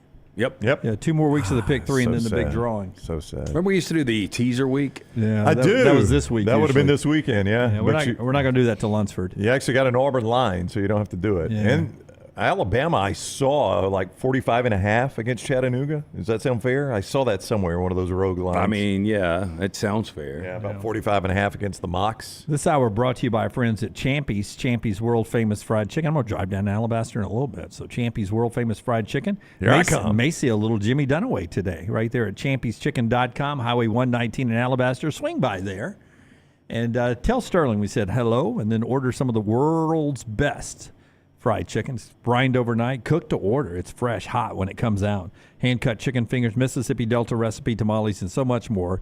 It is Champy's Chicken. We'll get back to sports in just a second. Georgia's #1 in the new rankings, followed by Ohio State, Michigan, Florida State, Washington, the unbeaten teams 1-5 right there. Sterling says he's in Chattanooga. Wow, it's going to be a long drive from here. But He says, I went to Chattanooga. You didn't, move permanently. No, right, I think Sterling? he's saying he graduated from Chattanooga, the Mocs. Oh, It's okay. Chattanooga Respect Week for Alabama fans. Yeah. The Mocs are second in the Southern Conference, Jim. It's going to be a tough game. Shout out to T.O. Yeah, I knew. Tough game for the Tide. I knew there was a Champy's location in Chattanooga. I was hoping Sterling had not bought that and relocated. No. Thank goodness. We're playing Bama at 44.5 on the pick 3 this week. Okay, there you go, Luntz. It's already up. NextRoundLive.com. That's already up now, too? Yeah. On a I'd Wednesday? say our staff is on top of it. On a Wednesday? Yeah. Our staff gets after it, man. Look at you guys. Yeah. Look at you guys. And today is also Wednesday. What does that mean, LT? That means it is Rockstar Trivia. Man, full circle right there. Odie's Team Trivia every Wednesday night at the original location in Crestline. Come join us. Get there early. Enjoy the great food from Rodney Davis, award-winning wings, delicious burgers, great sandwiches, chili this time of year with a little grilled cheese, maybe a corn dog on the side of the chili. Could you do a corn dog on the side of chili? Yeah. Oh, yeah. I love a corn dog. Do you dip a corn dog in the chili? I mean, I haven't done it, but I would try I think it. it's worth a try. Yeah, it was soup Saturday at the house. Not chili, but we had soup, and I grilled cheesed up Saturday and Sunday. Did you know? It was fantastic. Yeah. Maggie was making them. I didn't have to make them myself. She's meticulous about her grilled cheeses. So is Rodney Davis. Yeah, so go ahead. get in, check out one of those 2 great locations. Go see Will Aver and that staff. Remember tonight, Odie's Team Trivia, Crestline, in the newest location in Homewood. It's easier to do than grilled cheese. Can I give you a little life hack on something to go with soups or chilies? Do you like Hawaiian rolls? The King's Hawaiian rolls? Yes. Take those. Who doesn't? I don't know who wouldn't. Take those little Hawaiian rolls. Just put a piece of cheese, open it up, piece of cheese on the top, piece of cheese on the bottom, just a toasted cheese there in the oven. Dip that in your soup. So good. I'll tell you what's fantastic. It's much easier. The Hawaiian roll, open it up, put in the cheese, melt it with mayonnaise, a dollop of mayonnaise. So just cheese and mayo? Oh, it's incredible. I stand by it for years and years with chili. Maybe a jalapeno in there. Oh, that would be good, yeah. Peanut butter sandwich and chili is the way to go. It's unbelievable. I'll tell you, a King's Hawaiian roll, man, I could eat anything on that. Think you can tell we're hungry? Starving. Always. All the time. Always. Before we get to LT's 4 downs in this segment, trash is coming up as well. Which newsletter is this going to be from? Alabama dominated South Alabama last night, 102-46, smartass. 18 straight at Coleman You said Coliseum. we're getting away from sports. I got excited. We are. I'm going to get to this newsletter in just a second. Okay. Sears with 17, Sam Walters with 16 last night. Kansas beat Kentucky 89-84. They just didn't beat them bad enough for those of us that had Kansas at mybookie.ag. Hunter Dickinson had 27. I needed him to have 28 and 21 rebounds. Duke beat Michigan State. Michigan State's 1-2. Anybody worried about Tom Izzo and Michigan State right now? Not one bit. You know why? Is it March yet? It's not March yet. Marquette beat Illinois. Texas A&M beat SMU. Creighton beat Iowa last night as well. And Auburn traveling today to Brooklyn. They played Notre Dame on Thursday night. Alabama's next one's against Mercer. UAB coming off that big win over Maryland back at home this week as well. Let me ask you, for somebody that worked in Lexington, if Kentucky started 1-2 in hoops, would it be the same reaction from Kentucky fans as if Alabama or Auburn started 1-2 in football in this state? Oh, yeah. So they would have a similar reaction. There's no way. Basketball is, it's so irrelevant. It really is. I mean, football, you're done at 1-2. Yeah, I mean, that season's over. But 1-2, you're asking questions. Well, I think there'd be questions asked, but I think it would be like devastation. I think Michigan State fans, though, is what I thought he was comparing it to. Michigan State. Well, you didn't work in fans East Lansing. Kentucky. Yeah. That Kentucky basketball fans handle a 1-2 start a lot differently than Michigan State. Michigan State fans just do what we just did. Yeah, it's preseason. Yeah. It's not March yet. I ain't worried. And by the way, we play a tough schedule. We're going to lose some of these games all the way. But it's one thing that is difficult in the transition for me from football to basketball is I don't want to say these games are completely meaningless. They are not. But Kansas and Kentucky played last night, and a fun game to watch. I watched that game. What meaning does that game have in college zero. basketball? Zero. But that would be the equivalent of Georgia opening the season against Michigan. And you would have felt like that. And that now, again, that is not an elimination game. It used to be, but it's not anymore. But it would feel like that game was a trend-setting game in college football. You watched that game last night, Kentucky and Kansas. You're like, that was a fun game. Yeah, Stan, we know Kentucky's 2-1. He was using that as an example. Right. If they were 1-2, If they were like 1-2, Michigan like Michigan State. Bobby telling me stuff I had not noticed this yet. He's saying KD Johnson is not making the trip for Auburn up there. I cannot confirm it. I've not heard that. Bobby knows his stuff with Auburn. Interesting. Yeah, keep an eye on that developing story there. Now for my newsletters. One of your favorite jingles of all time is coming back. Name your favorite commercial jingles of your childhood. I've never been a big jingle guy, but Maxwell's good to the last drop. From your childhood. That's a little old Long's for you. Electronics today. Long's Electronics. Tomorrow's Electronics today. I liked keep your breath a little longer, make it last a little longer. Keep that breath a little longer. Dentine? With Big Red. Big Red. It was Big Red. Yeah. Big Dentine? Red. No, I think I can do it now. Big Red. No, I can't. That's just right I threw you. It goes on and on the longer you chew it. Just what is it, Dunaway? Do you have one that you liked? That you'll sing? I can't think of one on the fly. Anybody Chili's? Anybody like one from Chili's? It's a baby back, baby back, baby back, Yeah. baby back. It's a baby back, baby back. Who was rumored they always thought did the jingle but really didn't? I've never heard this. On the baby back ribs? Yeah. Oh. The big urban legend was that they never put their name to it, but it was Boys to Men who did the jingle. Wow. They really did that, though? They did not. not. That's the rumor, yeah. But they're bringing back the jingle, and they're actually getting Boys to Men to do it this time. Really? Yeah. So does that mean they bring back Chili's? Chili's is still here, but they're bringing back the Baby Back Ribs jingle starting now. Baby Back Ribs and Boys to Men actually going to do it. I've got a good friend that cannot believe this is true, but I've never eaten in a Chili's. Like, I brought it up one time. We were watching football together, and a commercial came on, and I said, I've never eaten in a Chili's. He's like, are you kidding You me? never went to the one on 119? Did not. Or Valleydale? Valleydale, no, never did. The one right there in the corner where the barbecue place I is guess now? that's before you lived out here. Yeah, I did not live. I think it was still open when I moved to Birmingham. I wasn't living on 280 at That was the a time. post-Sunday thing because my wife loved one of their desserts. What was it called? It was like a brownie, but it wasn't a brownie. It was like a vanilla something with ice cream on it. I would have given her a little inside soft advice. cookie. Here's Yeah. what I would have said. Let's go eat somewhere, and we'll call in the chili dessert to pick up. On the way to the house. She liked it hot in that little skillet. Yeah, like They she likes her served it in. men hot in a skillet. Yeah. I've never eaten it at Chili's. Are the baby back ribs good? Is Chili's one of our sponsors? They are not. I disagree with Paul. I Good like enough. Applebee's better than Chili's. And now I've eaten it at Applebee's. Yeah. What about a TGI Fridays? I think I had one meal at that TGA Fridays. It's now a Perry Steakhouse, Yep. right? I think I had one meal at that one before it I had a closed. couple there. I might have eaten at TGA Fridays in an airport. You know what's somewhere. crazy? Is that Longhorn Steakhouse? It seems like it Stays covered crushes up. it. Yeah. Oh, yeah. At weird times of the day, too. Yeah. Like they're running book out of there. Yeah, or they something. could be. Or whorehouse. Oh, 280? I'll take the New York Strip or never mind, the Porterhouse. Texas Roadhouse. My kids love their rolls. Like they will go just pick up rolls from the Texas Roadhouse. Hey, listen. Is that the one with peanuts first? That used to be Logan's. Logan's. Yeah, they built a Texas Roadhouse in my old stomping grounds over in Calhoun County. And my mom and dad say you got to go at like 4 o'clock just to get a table. How did the Outback go out there? Oh, did it close? Yeah, because remember you had like on the water tower when you were heading to Atlanta, you would see the Outback signage. Yeah. Which I I always thought looked kind of cool, but kind of off the beaten path unless you're on the interstate. Like, you see what I'm saying? The You saw it go for the Outback's interstate. the service out the 280 is awful. Is it? But I still like the Outback product for what it is. I haven't had it in a long time. Me too. I Do used to do it all the time. They still have Alice Springs chicken? Oh yeah, I used to like that. Yeah, that's what I get. Yeah. Do you really? Yeah, Alice Springs chicken, an extra honey mustard, salad, sweet potato. Because the sweet potato with the butter and the cinnamon. Very good. And do they still go with the pumpernickel roll? Yep. They still do that? They still do that, and they still do the cheese fries. Oh, yeah? Maggie, when she was pregnant with Harper, about 22 years ago now, she almost 23 years ago now, Petrocelli's. Remember our friend Charlie and Petrocelli's? Yep.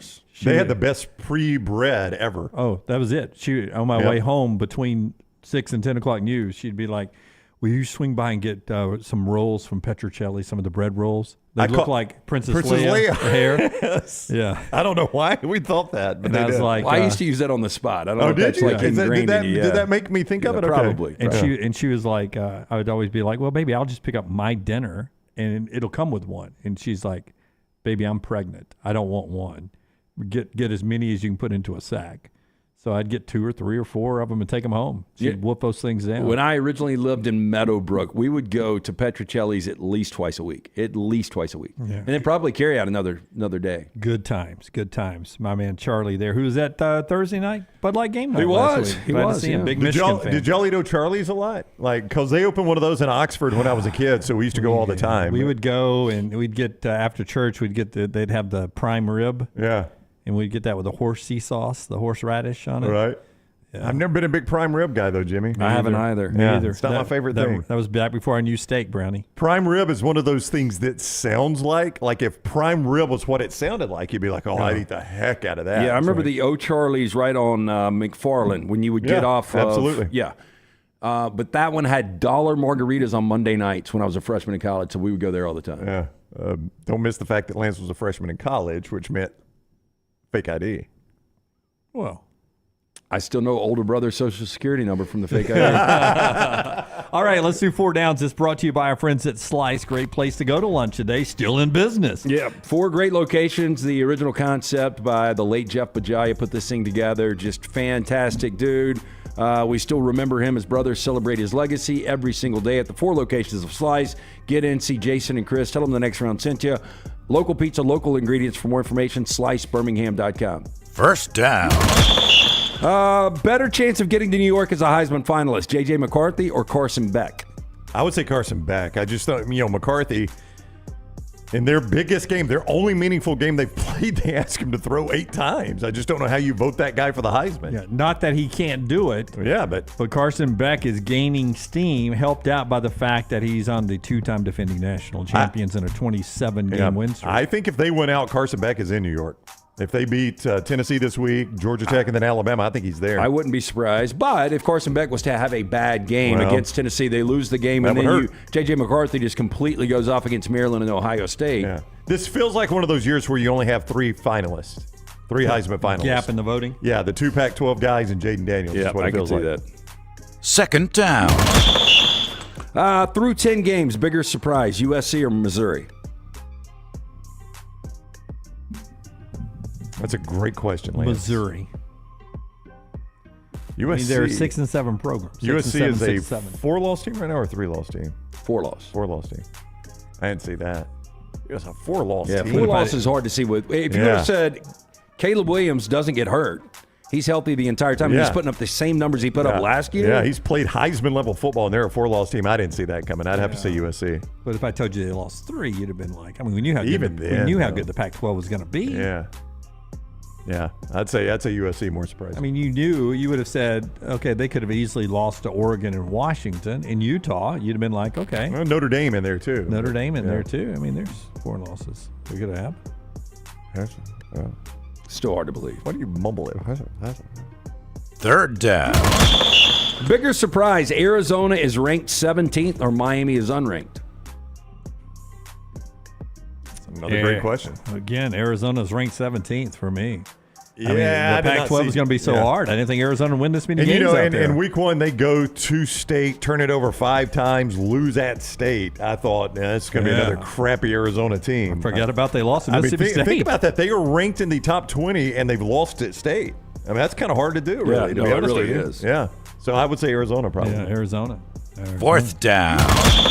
Bigger surprise, Iowa is 16th in the college football playoff rankings, or Texas A&M is unranked? Both, but I would say that Texas A&M is unranked probably. But come on, is there anybody in the top 10 that wouldn't? Well, not top 10 because Louisville's there. Is there any not legitimate playoff contender who would just love to play Iowa? Oh gosh, no. Or how about this? To play Iowa's schedule? Oh. I mean, Iowa at 16. I mean, I can't tell you every team ahead of them would beat them, but LSU would. I think Oklahoma would. Scald Ole Iowa. Miss would. Don't know about Penn State. Oregon State would. Penn State beat them 31-0 this year. Yes. Okay. Penn State did. Yeah. Louisville, I don't know. Missouri, I would think, and then everyone else would beat their eyes out. Top 8. I mean, this is a Iowa team that lost to Minnesota. Yeah. They beat Northwestern by a field goal. No, if I was a top 15 team and I had to save my life, I'd want to play Iowa. I got to win a game to save my life. I don't want to play Iowa. Whew, not me. I barely have to play on one side of the ball. They are so bad defensively. You know how good LSU's defense will look against Iowa? In my life, am I a top 10 team? Yeah. Because then I would want to play James Franklin. I mean, Robert says you got to be crazy to want to play Iowa. The defense hits like a ton of bricks. You let a team like LSU play Iowa, they would scald Iowa. Those Iowa kids they wouldn't even see Jaden Daniels. They also move like a ton of bricks. Hey, randomly, I had Wisconsin this past week against Northwestern. They got destroyed. But this David Braun guy, the interim coach, he's going to get the job. I think he should get the job. You know, he was named their defensive coordinator in the offseason from North Dakota State. And he comes in and everything goes down with Pat Fitzgerald, and he takes this thing over. They're 5-5 right now. Yeah. He's done a good job. Do you think they would be better with Pat Fitzgerald? No, probably worse, honestly. No. Yeah, probably worse. You made it sound like he was really cool. Fat Pat Fitzgerald. P-H-A-T, Fat Pat. Bet he might be fat right now. A rapper. Yeah, he could be. Is that it? Is that all four? That's four of them, yeah. Oh, no celebrity birthdays today. I'm with Scott. Day. I'd like to see Troy against Iowa. I'll tell you, we had a celebrity birthday. We couldn't find one today at all, so I looked for tomorrow. Number one on their Q meter was Pete Davidson, and I could not think of the question I was going to ask was going to get political. And no, here you go. Better career, Pete Davidson or James Franklin? Like, Pete Davidson is a comedian that I've never really thought is funny. James Franklin's a top-tier coach. I don't know if he can coach. Pete Davidson's got a couple girlfriends, too. Well, yeah, but let's go career. That's part of the career. That's part of your social life. Well, that's your personal ain't gonna be life. Pete Davidson on the street. It's Pete Davidson because of SNL and everything. Yeah. Yeah. I mean, Pete Davidson, that guy he can still get it done. Hey, our friends at the Pants Store can get it done for you this holiday season. All you have to do is go to pantstore.com, and pick out a great gift to put under the tree this holiday season. Alabama and Auburn game day polos, hats, and quarter zips from the famous name brands like Gentile, Cutter and Buck, Antigua, Elephant Head, and Taylor and Mick. And the ladies' gear as well. Find any of your game day needs at pantstore.com and your holiday gifts at pantstore.com or their 6 locations: Auburn, Crestline, Hoover, Huntsville, Leeds, and Tuscaloosa. Trash is next. Call the next round now at 205-734-0923. Storm season is here. Make sure you have a plan of action in place right now. Greg from Pell City and Storm Restoration Roofing should be your first call when storms hit. Insurance companies love working with Storm Restoration Roofing because of Greg Nelson's name and reputation in the industry. When storms hit, call Greg Nelson. He's local, 205-542-3531. He's the home of the free no-cost roof inspection. Greg from Pell City on Facebook, 205-542-3531. It's Storm Restoration Roofing. Let's face it, a home is one of the most powerful assets you can have, and our friends at Mortgage Right want to help you build wealth through home ownership. Mortgage Right is all about providing competitive rates, a variety of loan products, and a multitude of resources for a seamless home buying experience. They treat their borrowers like family and are always looking to bring more happy homeowners under their roof. See more by visiting mortgageright.com/TNR today and start living. That's mortgageright.com/TNR. NMLS 2239, equal housing lender. Thanksgiving is here, and let the New York Butcher Shop be the place to get all of your holiday meal items. Their premium turkeys are fresh, free-range, and hormone-free. The New York Butcher Shop also has a wide selection of chef-prepared side items to help save you time in the kitchen. Pick up a bottle of wine, and your meal will be complete. Turkeys are selling fast, so place your order today. 2 locations to serve you, in Cahaba Heights and on Highway 119 in Greystone. The New York Butcher Shop. Rare quality, well-done service. Hi, this is Wes McClooney, owner of the New Balance Birmingham store. You're not average, and the New Balance Birmingham store has the shoes and apparel to perfectly match your unaverage self. If we were all shaped the same and had the same level of fitness, and if we all walked and ran exactly alike, well, then I guess an average shoe store selling average shoes would be just fine. But you deserve better. At the New Balance Birmingham store, our specialists will match you with a custom pair of New Balance shoes that fit you perfectly. Come see us at the New Balance Birmingham store. Your feet will thank you. Hey, Ryan Brown here from The Next Round. Do you want to help pay for my kids' college and look great while you're doing it? You need to go to The Next Round store. Everything from hats to short sleeve and long sleeve t-shirts, sweatshirts, hoodies, zip-up hoodies, and much more. And we're adding new things all the time. Why would you not want to see my kids get a great college education and look great out in the public while you're doing it? Get the gear we wear all the time on the show, and there's only one place to get it. NextRound.store. That's NextRound.store. Do you need extra cash handy? Look no further than Legacy Credit Union for whatever loan your lifestyle requires. It only takes a few minutes to apply and request the amount you need to give you peace of mind. With affordable low rates and manageable payback plans, a Legacy Lifestyle loan is crafted just for you. Apply online today at LegacyCreditUnion.com/join. Lifestyle loans from Legacy. Terms and conditions may apply. Legacy is federally insured by the NCUA.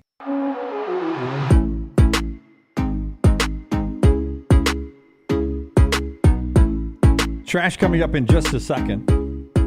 Let's see. Last game on the Pac-12 network announced yesterday. On Uzi?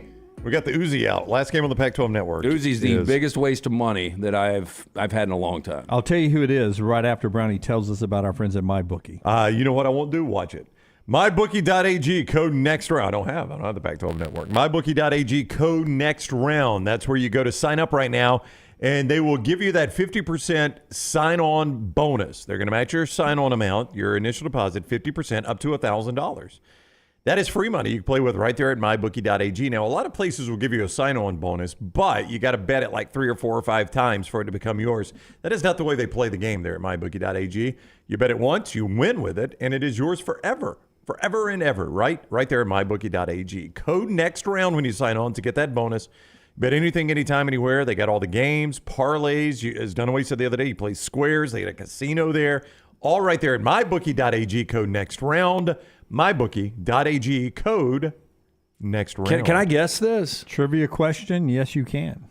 I can't believe I've got a feeling that it is going to be Stanford hosting Notre Dame, which makes zero sense. The last Pac-12 network game of all time is Notre Dame at Stanford.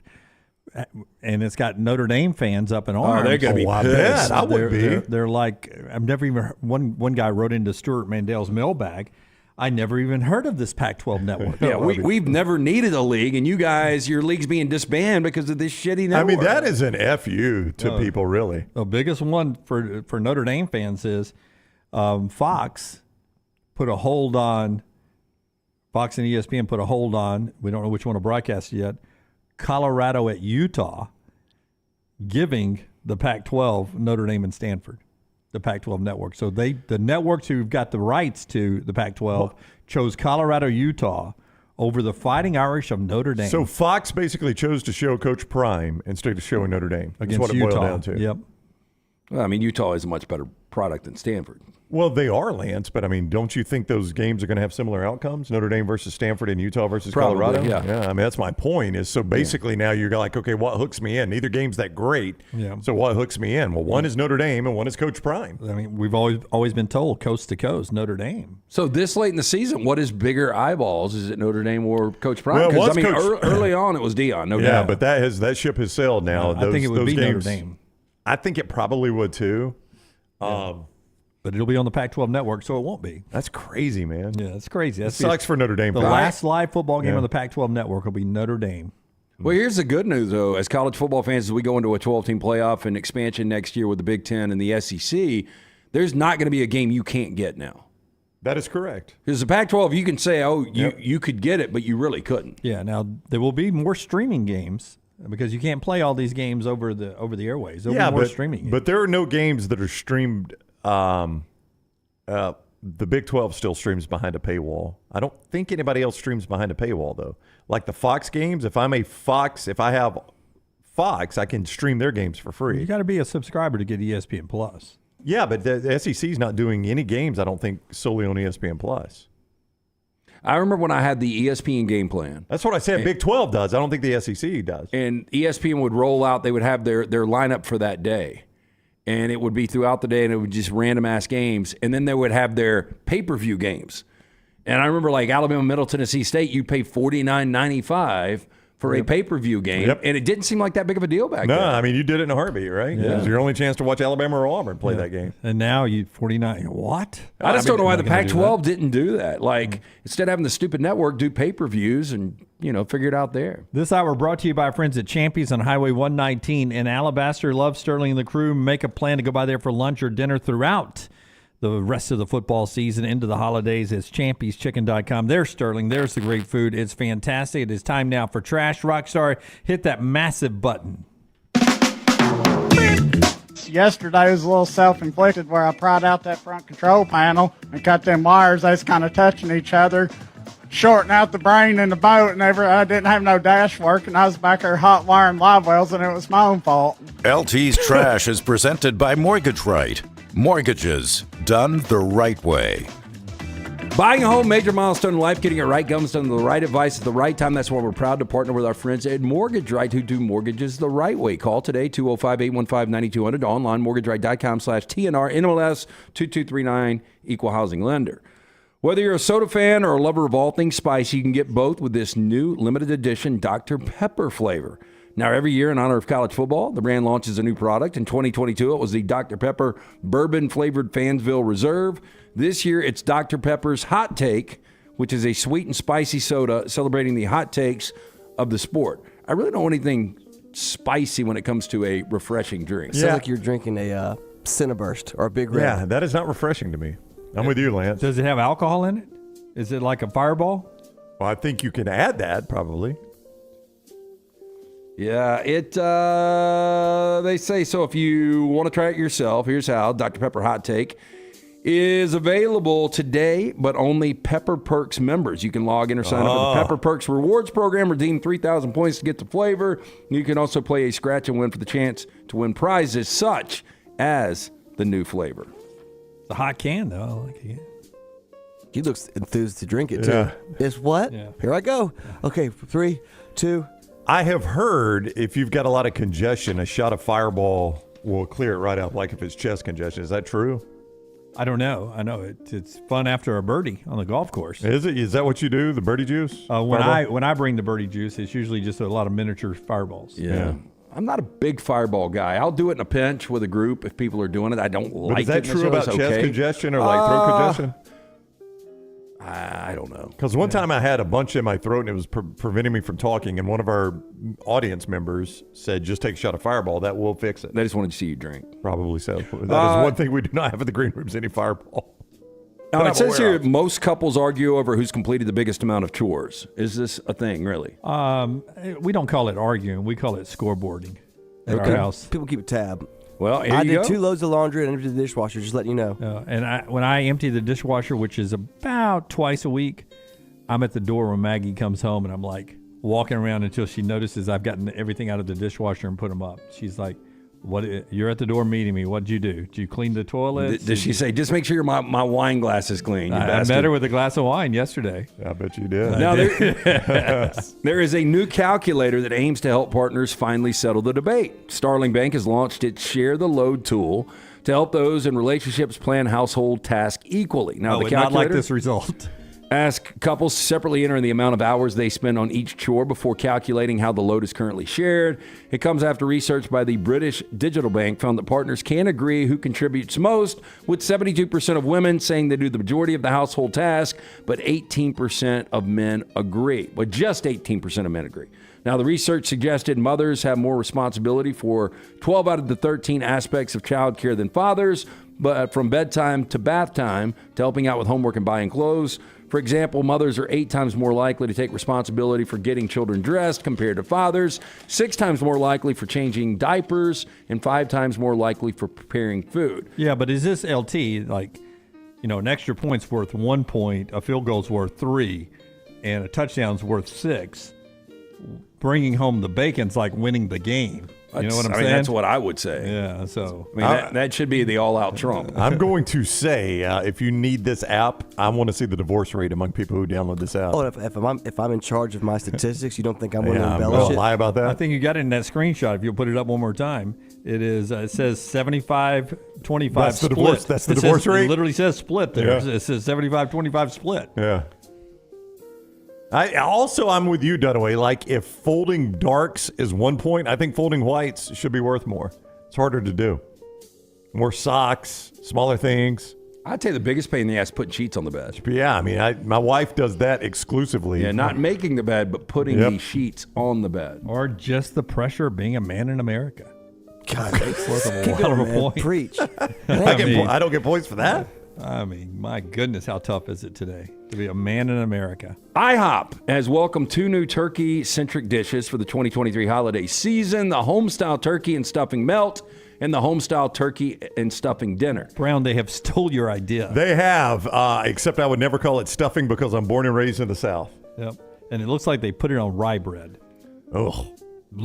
Now, the homestyle turkey and stuffing melt features roasted turkey, mayo, grilled onions, cornbread stuffing, mixed berry topping, and 4-cheese blend, griddled between 2 slices of multigrain bread. Oh, multigrain. Served Okay, with a back side in of turkey gravy and a side of your choice. Yeah, stand by the multigrain. Now, I remember Roly Poly did a good Thanksgiving sandwich. They did. They had a good one, yeah. I love it's one thing I look forward to next Thursday night. It's my annual turkey and dressing sandwich. Outside of Superior Grill, the biggest thing I miss on 280 is Roly Poly. Really? Yep. Do you remember that Applejack wrap they had? The turkey Applejack. Turkey Applejack. Is that the one you're talking about? It had turkey and apple butter in it. And oh mayonnaise. My gosh. We do Thanksgiving in Mentone, and I don't get to carry any leftovers home. So I always stop and get Chinese on my way in. And now I call it Egg Bowl Young because I stop and get Chinese to go home and watch Ole Miss and Mississippi State in the Egg Bowl. Egg Bowl Young. So the homestyle turkey and stuffing dinner is the latest iteration of a turkey dinner plate that they tend to offer around this time of year. It includes roasted turkey and gravy with cornbread stuffing, choice of 2 dinner sides, side of mixed berry topping. Prices vary, but homestyle turkey and stuffing melt costs $13.99 in the L.A. area, while the homestyle turkey and stuffing dinner comes out to $15.99. So Balenciaga has been at the pinnacle of pop culture for some time now when the brand unveiled its towel skirt to the world as part of its spring 2024 collection. Fashion world was stirred once again. Continuing to push the conventional boundaries, fashion trends, the introduction of the skirt was a bold move that definitely got the internet talking. Now, fans took to TikTok and Instagram to share their thoughts about the skirt, giving their reactions over a somewhat mundane piece. While some thought it was amusing, some also thought it was quite ridiculous, especially at the price Balenciaga is charging. So $925 for this terry cotton towel skirt. So a towel wrapped around an idiot that's already got clothes on costs $925? Yeah, I would do it. I mean, he looks cool as hell. He got good look. I mean, is it not like a standalone garment, Rockstar? Do I wear it over other clothes? I mean, you got to lose the pants at this point. Well, I would think so. You got to have the sunglasses and the hoodie on. Oh, there's no doubt. Stupid if there was no pants under there. Yeah, you that's would look true. Ridiculous. Yeah, you're right. $925. Oh, there's a moron born every minute, Lance. They say. That's it. Is that it? That's at the end of trash? No, I think we got shorted. I got one piece of paper. But it's okay. blank. I saw one sheet left. Yeah. I thought we got shorted a story. I mean, if you guys have a story to share. I've got one short story then. How about Okay, this? what newsletter? It's from The Hustle, Brown. All right. The Hustle. There's now a phrase called tipflation, which we've been talking about a lot on the show this year. This absolutely exists. No, it's ridiculous. So much so that Pew polls have gotten involved, and they polled Americans. 72% of Americans say tips are expected in more places now than they were 5 years ago. That's no doubt. Yep. 40% of Americans are opposed to businesses suggesting tips, referencing it's time to tip, the old spin the pad around. 72% of Americans object to automatic charges of service charges, where they go ahead and work the service charge into your cost. They hate that. I think that happened to me this weekend in Mobile. We went to a breakfast place that we really like near the campus, and I've eaten there numerous times and don't remember this, but I do my card, and she spins it around to sign. I said, I'm sorry, I missed the tip window. She goes, no, sir, we don't do tips here. I'm like, oh, you do? You just charged me for my bill, I'm sure. So is that what they're doing, the service charge? Yeah. And then they hand that out to the automatic employees? service charge. Yeah. 2 more stats on this. This from Pew polls. 21% says tipping should be a choice. 29% say it's an obligation, and 49% say it's situational. So where do you fall on how much you tip? Here we go.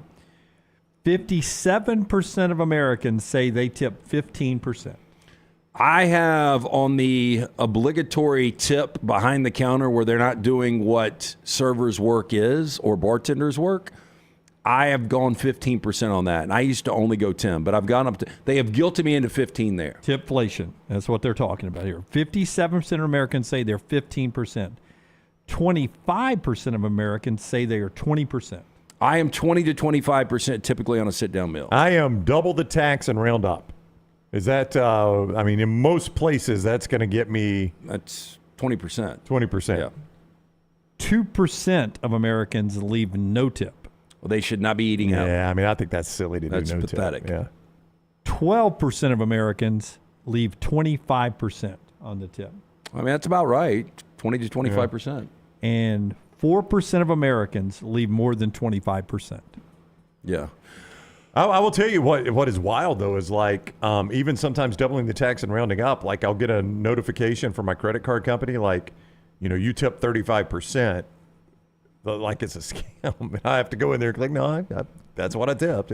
Bobby's right. Like at Waffle House, we'll be, in the next month, we'll be back at the floor Bama, and I'm sure we'll be going to Waffle House multiple times. But when I get like a $15 thing, like I'll give them a 20. So, 100%. That's like 40. Exactly. And that's what I was talking about on something like that. If it's a low number and I just, I run my card and then I tip $5 on a $10 meal. Yeah. Not to brag, but at Waffle House is a great example, Bobby. My son loves to eat there, and I go there often.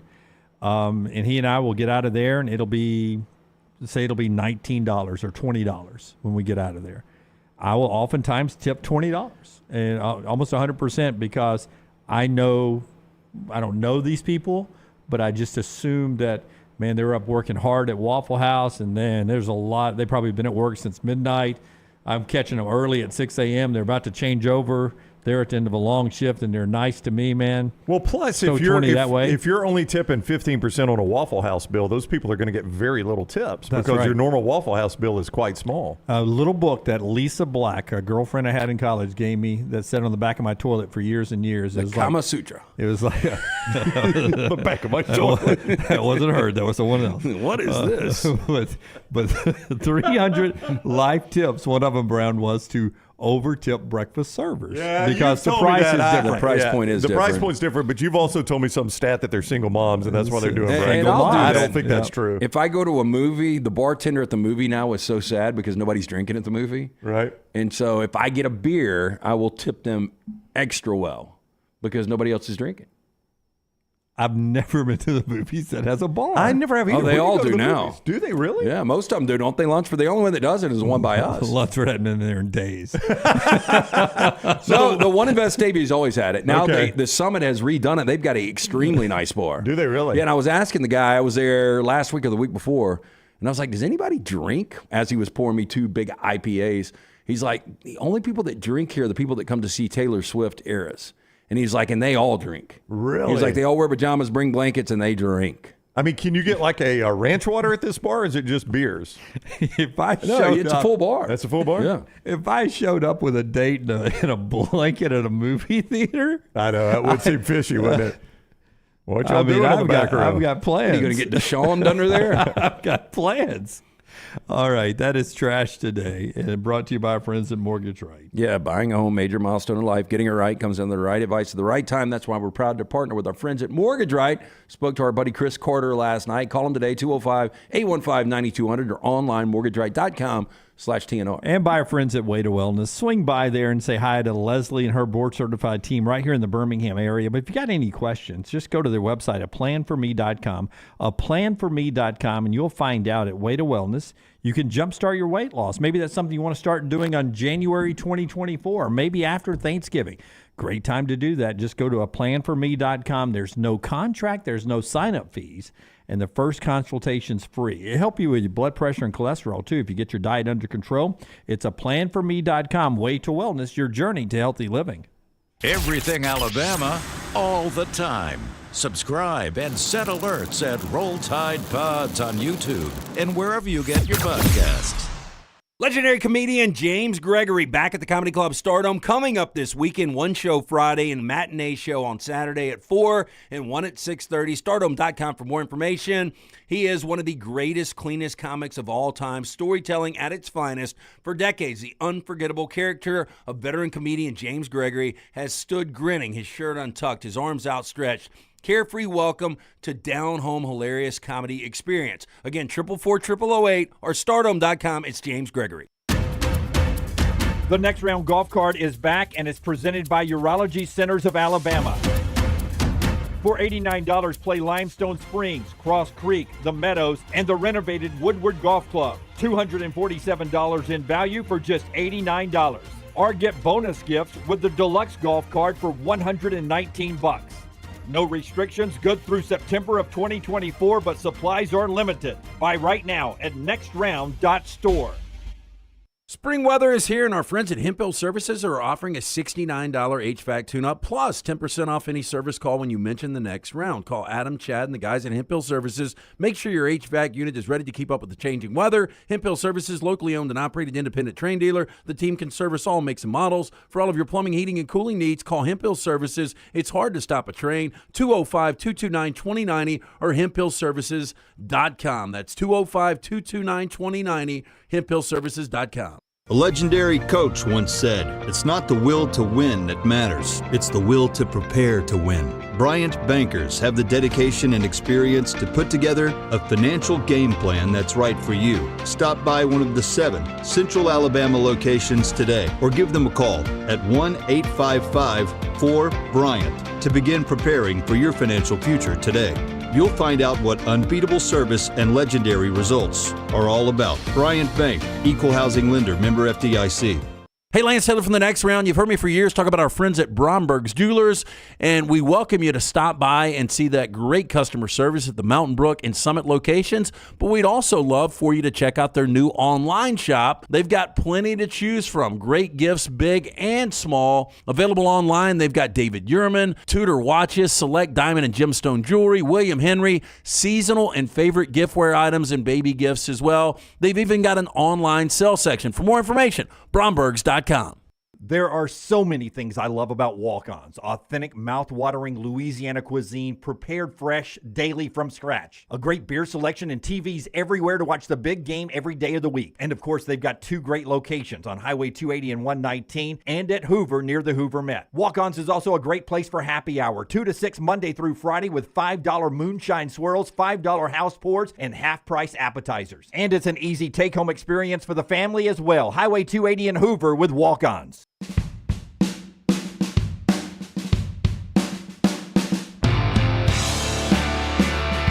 There's only one place with the patented aluminum cover system that we recommend. And we've been doing this for over 20 years recommending these guys. Yeah, I was begging C-Stu to do his jambalaya. It's been a while. Not only is he just a great dude, he's a great cook. But C-Stu, more than 20 years in business doing gutter cap. The last thing you want to do is get on the roof after a long day at work or a long week at work and clean those gutters out. It's a dirty, dangerous job. You slip, you fall, you snap the neck and die. You're no good to the wife or kids. Make the call that I made years ago, 205-823-2212. For more information, you can always go online, guttercapbirmingham.com. Okay, let me fly through the stuff I still have left on my sheet here before we get to the sound and our 12-team projected playoffs, future college football playoffs that Taylor Korn put together for us. Washington and Oregon State won full control in court yesterday of the Pac-12 TV money. That includes $4 million worth of assets, but the judge says if you start to take advantage of the exiting teams, I will intervene and we'll reset the clock here. So they can't just have free spending and keep all that money. I mean, I don't know what it's going to take for the judge to intervene, though, right? I mean, define free spending to me. I would say this, and I brought this up to Luganville yesterday, and it just occurred to me during ball. Do you find it interesting that Oregon State, the left-behind team in all of this, basically has the Pac-12 playoff control in their hands? Yep. I mean, the one team that ought to be pissed off about all this, one of the two, has everything in their hands. If they win the next 2 weeks, the Pac-12 is in a world of hurt. Oh, yeah. Yep. Yeah, they're done. Yeah, I mean, Oregon State controls all of this, and they're one of the left-behind teams. Wouldn't that be one heck of a college football storyline if Oregon State gets back-to-back wins here. And if Oregon State was able to do that and Texas, for whatever reason, loses to Iowa State, and then all of a sudden you could have Pac-12 dead and Big 12 dead, and then you could start to have the scenario, if Florida State was to drop one, that you could have two SEC, or two Big 10. Yeah. Hold that thought. No reaction to this, please. Trev Albert's extension through 2031. He's done a great job as the Nebraska AD. I think he's going to double his salary. And Dennis Dodd reporting through back channel sourcing Dan Campbell, not interested in Texas A&M. He's staying in the NFL. But speaking of controlling and eliminating somebody from the playoffs, you guys think it's trouble for Texas against Iowa State. Here is Iowa State offensive lineman Jared Hufford huffing and puffing yesterday at Iowa State Media Days. It's definitely going to be one heck of a farewell present. You know, I think especially they're going to come in here on senior night in the dark. You know, I don't think they really know what is going to be coming for them. I think they'll have to come out and figure it out. But I think just the Cyclone community names, you know, when it comes to night games, especially against Texas, you know, we beat them 4 out of the last 5 times they've been here. So they don't have a good record here. We have a very distasteful in our mouth for them. You know, we definitely want to send them off to the SEC with a loss on our end. But, you know, it's going to be a good game. Tell us more about that distaste for them. Oh, yeah, it's just, you know, ever since I got here, it was Iowa and Texas. That was kind of the thing, and, you know, the horns down all the time and whatnot. But it's just, you know, that program, much like Oklahoma, you know, they get all the big 5-star recruits. They have all the nicest stuff in the world, and they just think they're, you know, they don't stink, put in layman's terms. But, you know, they're just humans, and that's how I see them. You know, they're just people that have such a high ego that needs to be checked. Wow! If I am pulling for the upset, I would prefer a little more coach speak out of Iowa State. My gosh. Yeah. Forrester said that to me last night. He's like, you want some shit talking? Yeah, boy. Yeah. If upset is what I'm after, I would prefer a little more coach speak out of my Cyclone players. Here's Sark, by the way, not responding to this, but just basically with Texas on his shirt and sponsorships behind him and everything. These are the ones on the other side of the tracks there from Iowa State. What an awesome time. You know, this is the fun part, right? Yeah, to be in the middle of November and be in a championship race.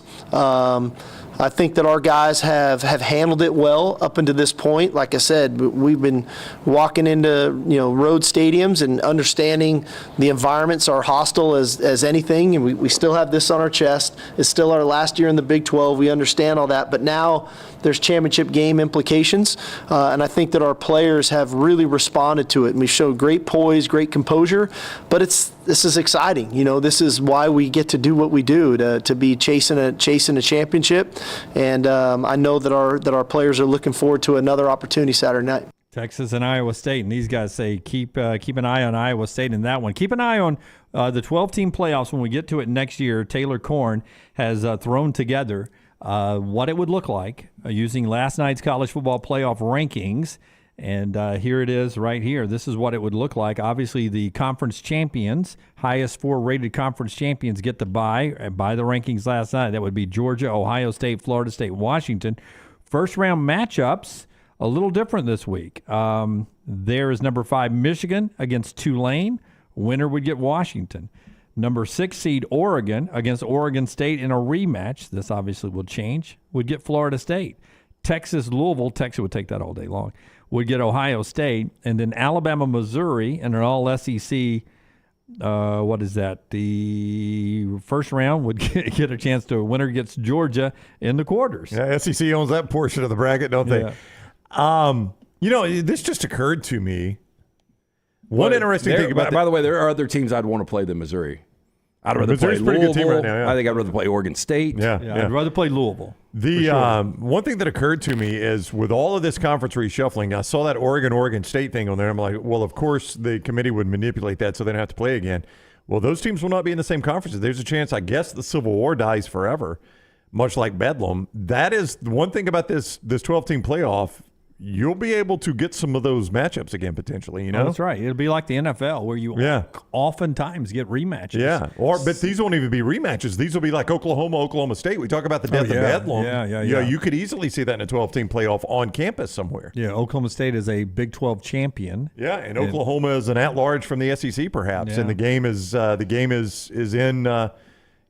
in Stillwater. Oregon State is a Group of 5 representative from the MAC. That's right. I mean the Mountain West or whatever it is. Yeah, whatever they end up in, and then the game in Corvallis, Oregon from the Big Ten, or the game in Eugene. So some of these rivalries we'll see die. There's a chance in a 12-team playoff, and much like the NCAA basketball tournament committee does and says they don't do, they build matchups. They actually have it in their charter, though. They can manipulate you by one seeding point up or down to avoid some obvious rematches. And I think this committee moving forward will give us some of those matchups. I think they'll manipulate the standings for Oklahoma and Oklahoma State to play, or Oregon and Oregon State if they you can. see it with the NCAA tournament. I know. They say they don't do it. But you know they do it. But you know they do it. But Chad asked a good question. Will the committee in the future try to move around conferences to where you wouldn't have an SEC log jam on that side of the bracket, or maybe a Big Ten log jam on that side of the bracket? You say that, but what is the other option? Is if you don't move them around and the SEC or the Big Ten gets hot, you could have 4 SEC teams. Maybe 3 out of 4. Yeah. Or you could have an all-SEC national championship game or all-Big Ten national championship game. You may not be crazy about that one either. What's the most we've had in the Final Four? 3 teams from one conference? No, we've never had that. We've had 2. No, we had the Big East. The Big East that one time. Oh, and talking about basketball Final Four. I thought it was about college football. No, I think the Big East and I think the ACC. Yeah, the Big East had Georgetown, Villanova, and St. John's. St. John's, yeah. In football's Final Four, we've had twice 2 SEC teams and once 1 Big Ten team. 2 Big Ten teams last year. And hard to see us getting 2 SEC or 2 Big Ten this year. But if chaos starts happening, still some possibilities out there when it's all said and done. Some of us projected it'd be an all-SEC Big Ten Final Four in football. Still a chance. Well, it could happen. It's going to need way more chaos than you think is on the horizon here. No chaos this year. All right. Well, anybody know what the overtime is today? I would imagine It is Bama and Bourbon. Bama and Bourbon. Oh. Is that Lance Taylor and Aaron Suttles doing that show? That is. Do you remember the whiskey, the bourbon you drank yesterday? I do. It was Woodford Reserve. I hear that's a good one. Good old go-to. Oh, my goodness. God, I wish I'd have hosted that one. I need a new bottle of Woodford at the house. I've heard they sell it. Such a good, it doesn't drink as good as free, man. Free is better. Free drink good, don't it? Until next time, God bless you and God bless America.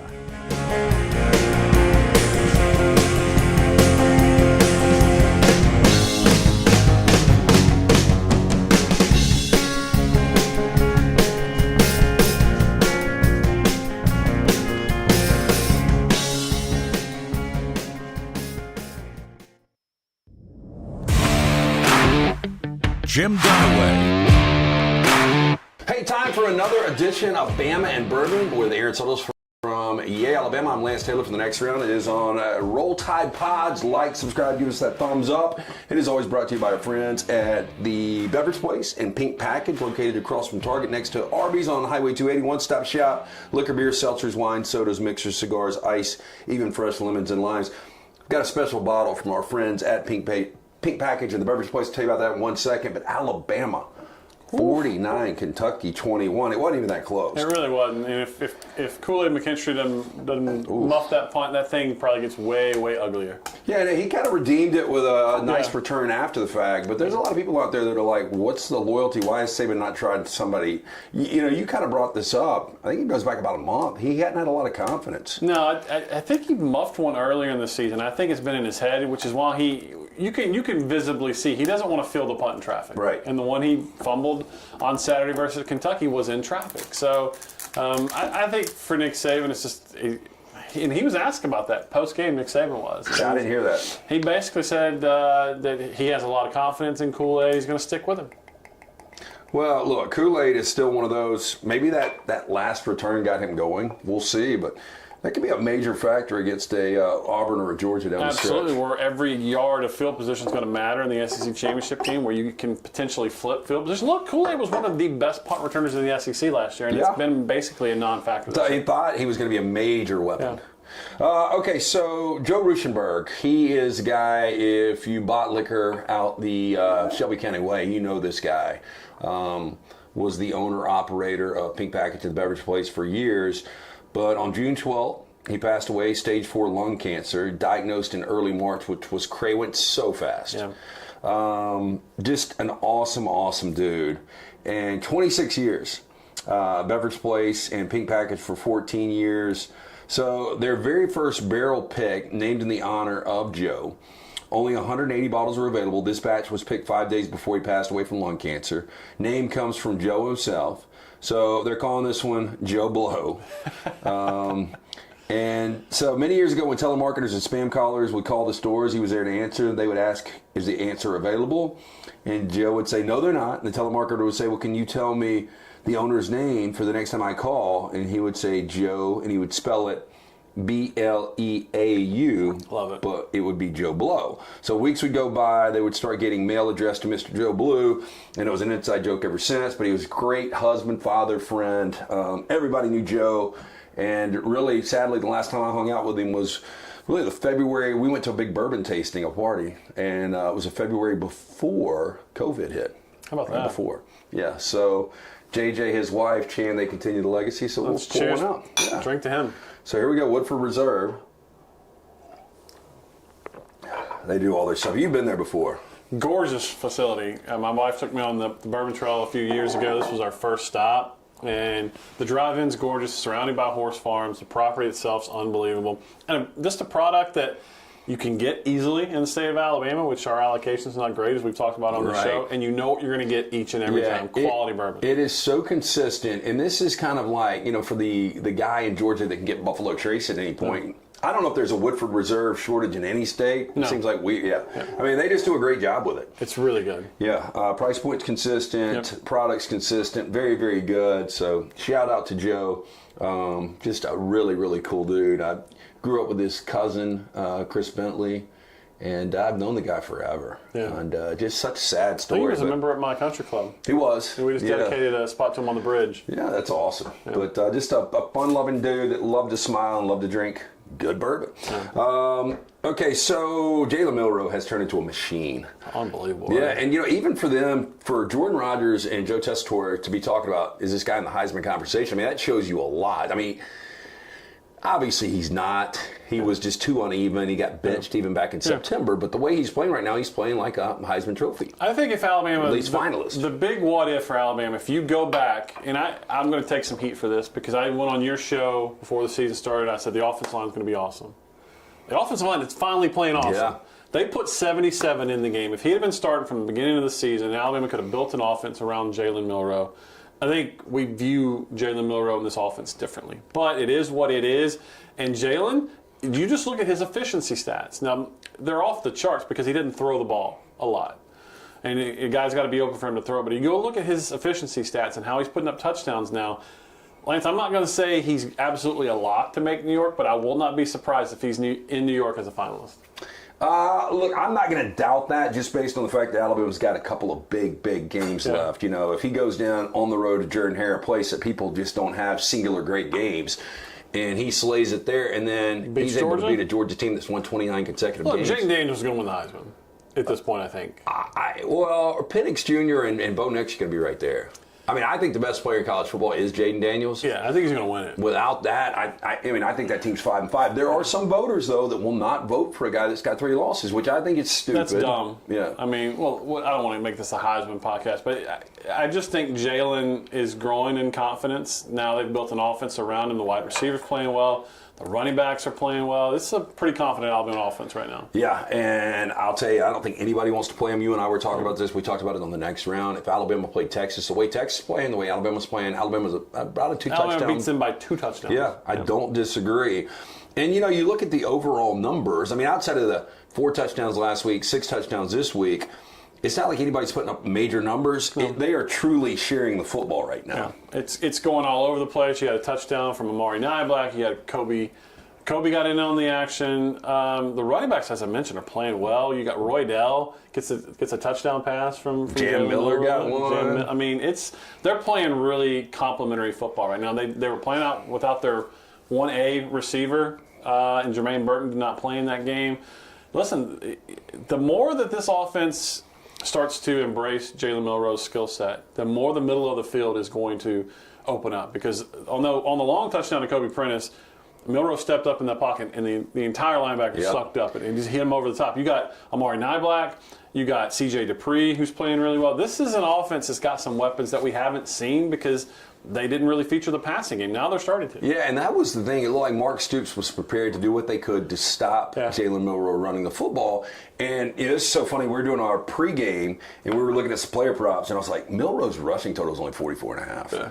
I was like, that is a low number. And like on the first drive, after that one he ripped for 16 yards and he gets hit in the thigh, I think at that point he had like 25 rushing yards and like 2 carries, and you're like, oh, this is going to fly over. But then he starts limping. Yeah. And it's almost like Tommy Rees, they had to do an audible on the fly because that part of the game was kind of gone because, I mean, he was really favoring. He really was. And, you know, Jordan Rogers said in this, and I believe this to be true, I think his leg went numb.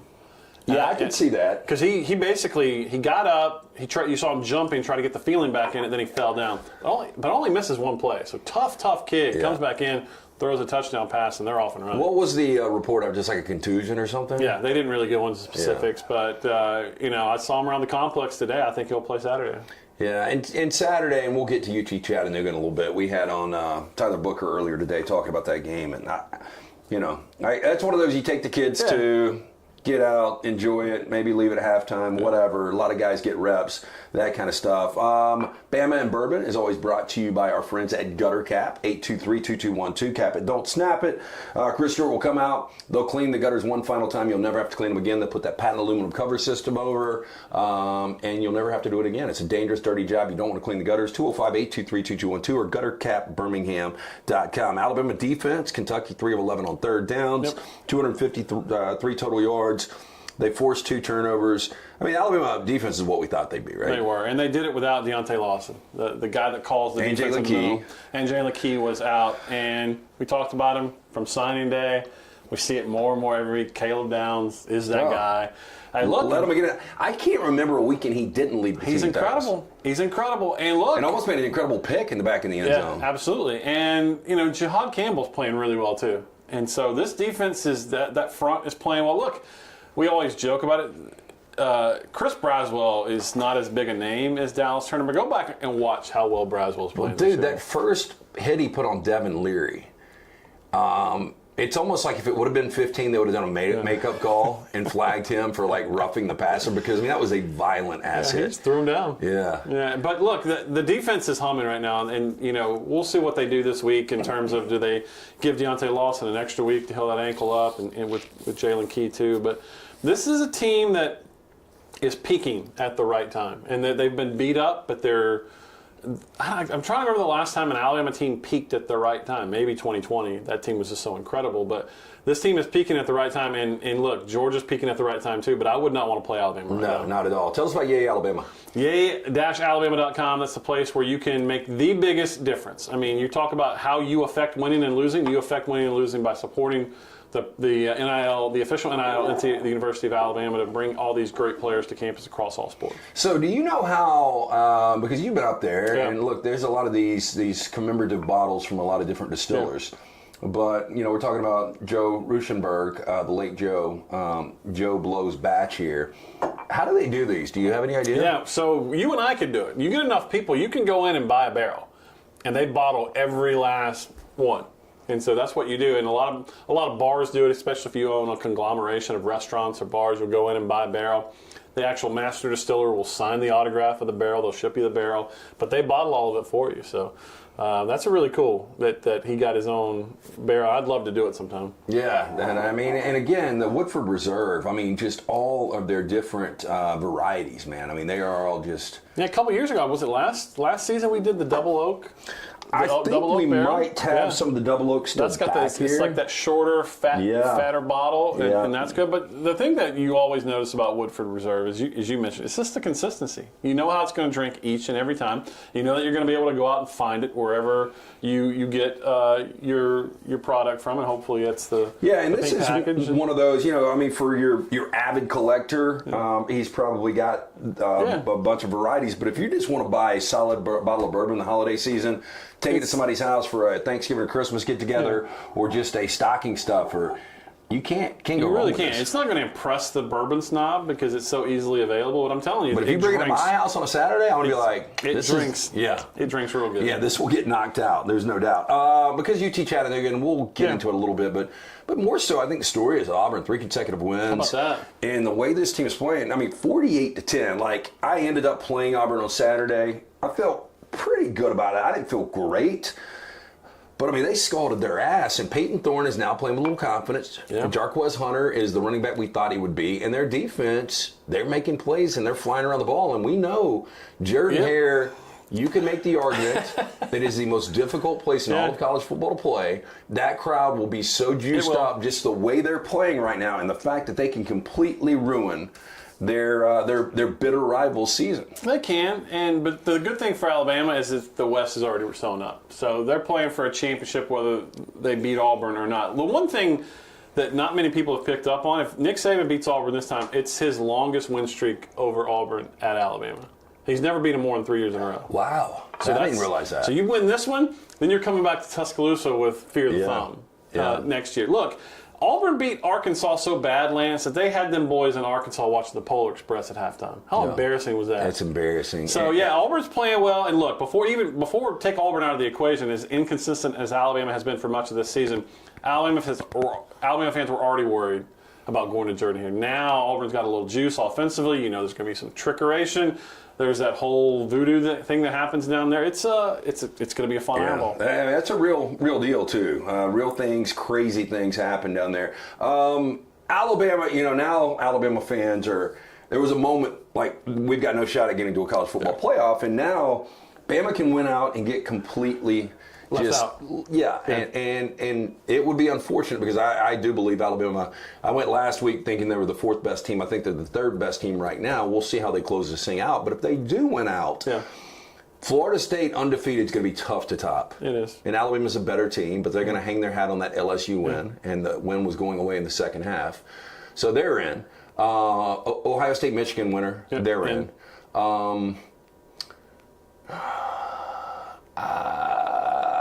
Texas with 1 loss is going to be tough to top. They got the head-to-head. Yeah. So then it comes down to if Washington is undefeated, Alabama's out. Now, I think it really gets interesting if Oregon is a 1-loss Pac-12 champion. Yeah.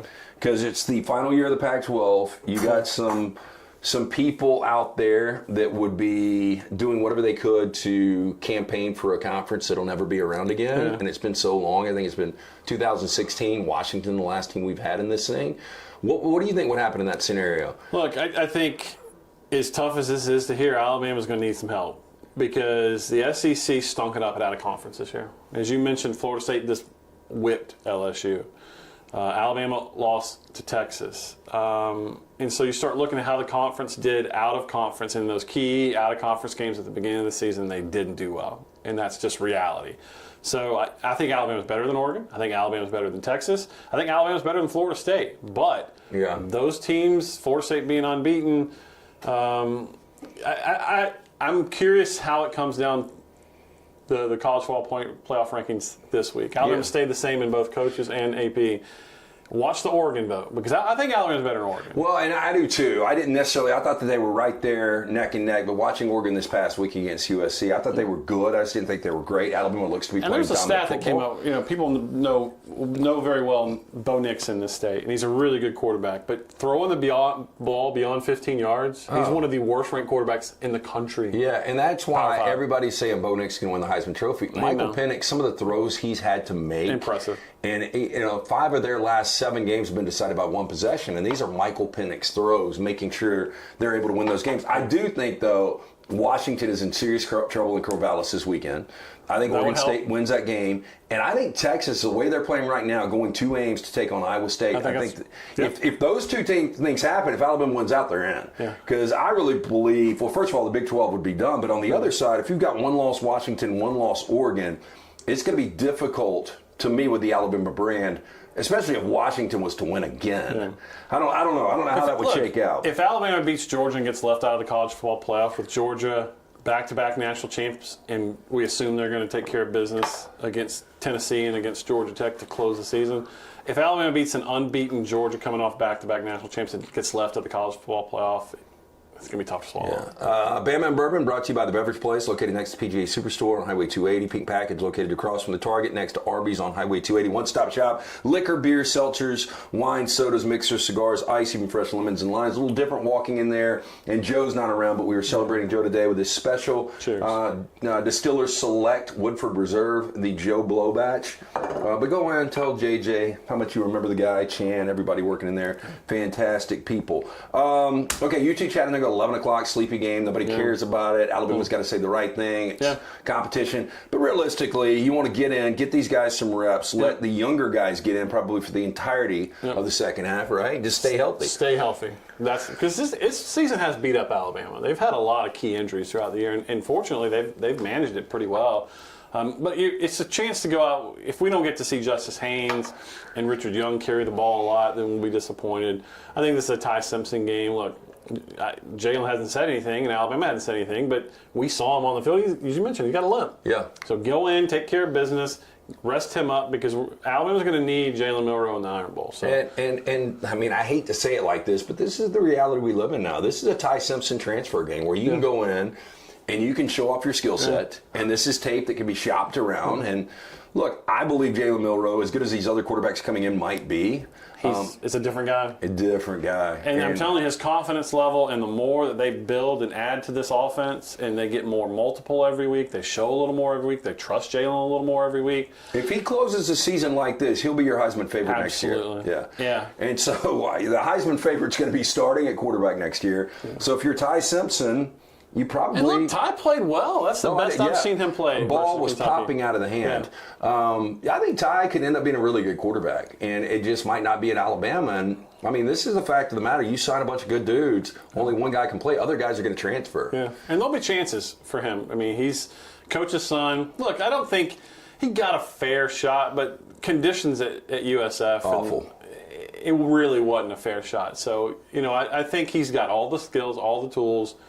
Mentally, well, that's just what we don't know about him yet because he hasn't played enough. And I think this Alabama season has played out perfectly for Alabama fans. I mean, to only have one loss this point in the season, I don't think Alabama fans, they would have been probably okay with that, knowing that if you win 3 straight, you're in the college football playoff. And the best thing that happened to Jalen Milroe was him getting benched. Oh, without question. The way, and Nick Saban has publicly said that, the way he handled it, the way he supported his teammates down in Tampa. Look, if Alabama beats Georgia, you tell me, I think they're the favorite to win the college football playoff. If they beat Georgia, they will be. Yeah. Depending on if Michigan was to wipe Ohio State's ass again, I'll tell you one thing. Then possibly. Michigan. They're a good team. They ain't running the ball 18, 19, 20 consecutive times. 32. Ain't happening. Yeah, there was 2 passes mixed in. One was overturned for a penalty, and then one was actually a quarterback tuck. Impossible. And you almost wonder if it was just like, we can do this against Penn State, so we're going to do it. But J.J. McCarthy against an Alabama would have to make plays to beat them. And I'm not saying he can't. I'm just saying running the ball. Right. You're not gonna make any hay out with. But so we were collaborating with Todd Furman, and Brown reached out to him yesterday what he thought the number would be in Atlanta if Alabama and both Georgia went out. And I thought it would be a little higher. I said a lot of this is Brock Bowers. Yeah, he said probably 3.5. I said Georgia 5, just based on the fact that it still is in Atlanta. It still is a team that at that time is going to be 29 consecutive wins. Because, I mean, it was just 2 years ago where it looked like Alabama was unbeatable, or Georgia was unbeatable, and Alabama won that game as a 6-point underdog. I think it'd be a shade below that. I think 3.5 to 5, anywhere in that range. I was thinking 3.5. Yeah. Look, that's the thing. Georgia's peaking at the right time, too. Oh, damn, dude. The way they looked Saturday night, I mean... Ole Miss was never in that game. They completely took Trey Harris out of the game. They took Jackson Dart out of the game. Quinshad played his ass off, but that's still Georgia when they're playing peak football, man. Yeah. I still want to. I'd like to see, and we're going to see it. But Alabama and Georgia playing full strength against each other. That's going to be a good football game. That's going to be a heavyweight game, and you always wonder, well, this has been played so many times. These tickets aren't going to be high. These are going to be insane tickets again. Oh, insane! Look, I mean. As you mentioned, I think this has been a good reset for Alabama fans. Just after losing to Texas, being as low as I can remember this fan base being after the USF game. I mean, it was toxic. Do you get the sense that the fans are almost like Nick Saban in this regard? And you tell me, because you're much closer to the program. But Nick Saban has definitely changed. And it's almost like I want to live in the moment because I don't know how many more of these I got. And you could even appreciate this more, how this team has grown together and they still have everything in front of them. Do you think the fan base is enjoying, hey, look, I don't know how much more Nick Saban I've got, but every minute we've got with this guy, we've got to enjoy it. And this is more of a realistic ride. I mean, the Alabama teams in the past that were crushing people's heads, you saw it this weekend against Kentucky. They got out to that early jump. But, I mean, this has been, a roller coaster season with a lot of drama. It really has, and I think it's given the fan base an appreciation for this team. That you appreciate each win because, like you said, there hadn't been a game where they jumped out, other than Middle Tennessee State, where they jumped out and just dominated a team from jump, which is what we saw during the peak of this Nick Saban run. I think Nick Saban's enjoying coaching this team. I think this team plays really hard for Coach Saban. They're not perfect, but they are playing really hard, and they're getting better each week. And so I think he genuinely enjoys coaching this team. I think they genuinely enjoy playing for him. There's not been any issues off the field. And they're getting better each week. And so from a coaching standpoint, what more could you ask for? Well, more collective money. Yay, Alabama. Yay, Alabama Give. It's the holiday season. Hey, we got a little teaser. That's what we call it in the business. We got a Holla Yay giveaway coming up. So keep your eyes peeled on that. We're going to be giving away some prizes for our current members and anybody that signs up. We'll have some more information. So keep your eyes peeled for our Yay Alabama social media, and we'll release that information when it's time. So, biggest key this weekend, stay healthy, get ready for the Iron Bowl because it should be a fantastic Iron Bowl with at that point, 7-4 and 10-1 Alabama team. So we'll preview that next week right here on Bama and Bourbon. Again, it's on Roll Tide Pods. Like, subscribe, give us that thumbs up. We would appreciate it. Special thanks to the Beverage Place and Pink Package. Joe was such a great dude. Again, everybody misses his smile. Get in. Tell JJ and Chan, everybody, how much you guys miss him. But check out the small batch here of the Joe Below. Fantastic stuff from Woodford Reserve. We'll be back next week with more Bama and Bourbon right here on Roll Tide Pods.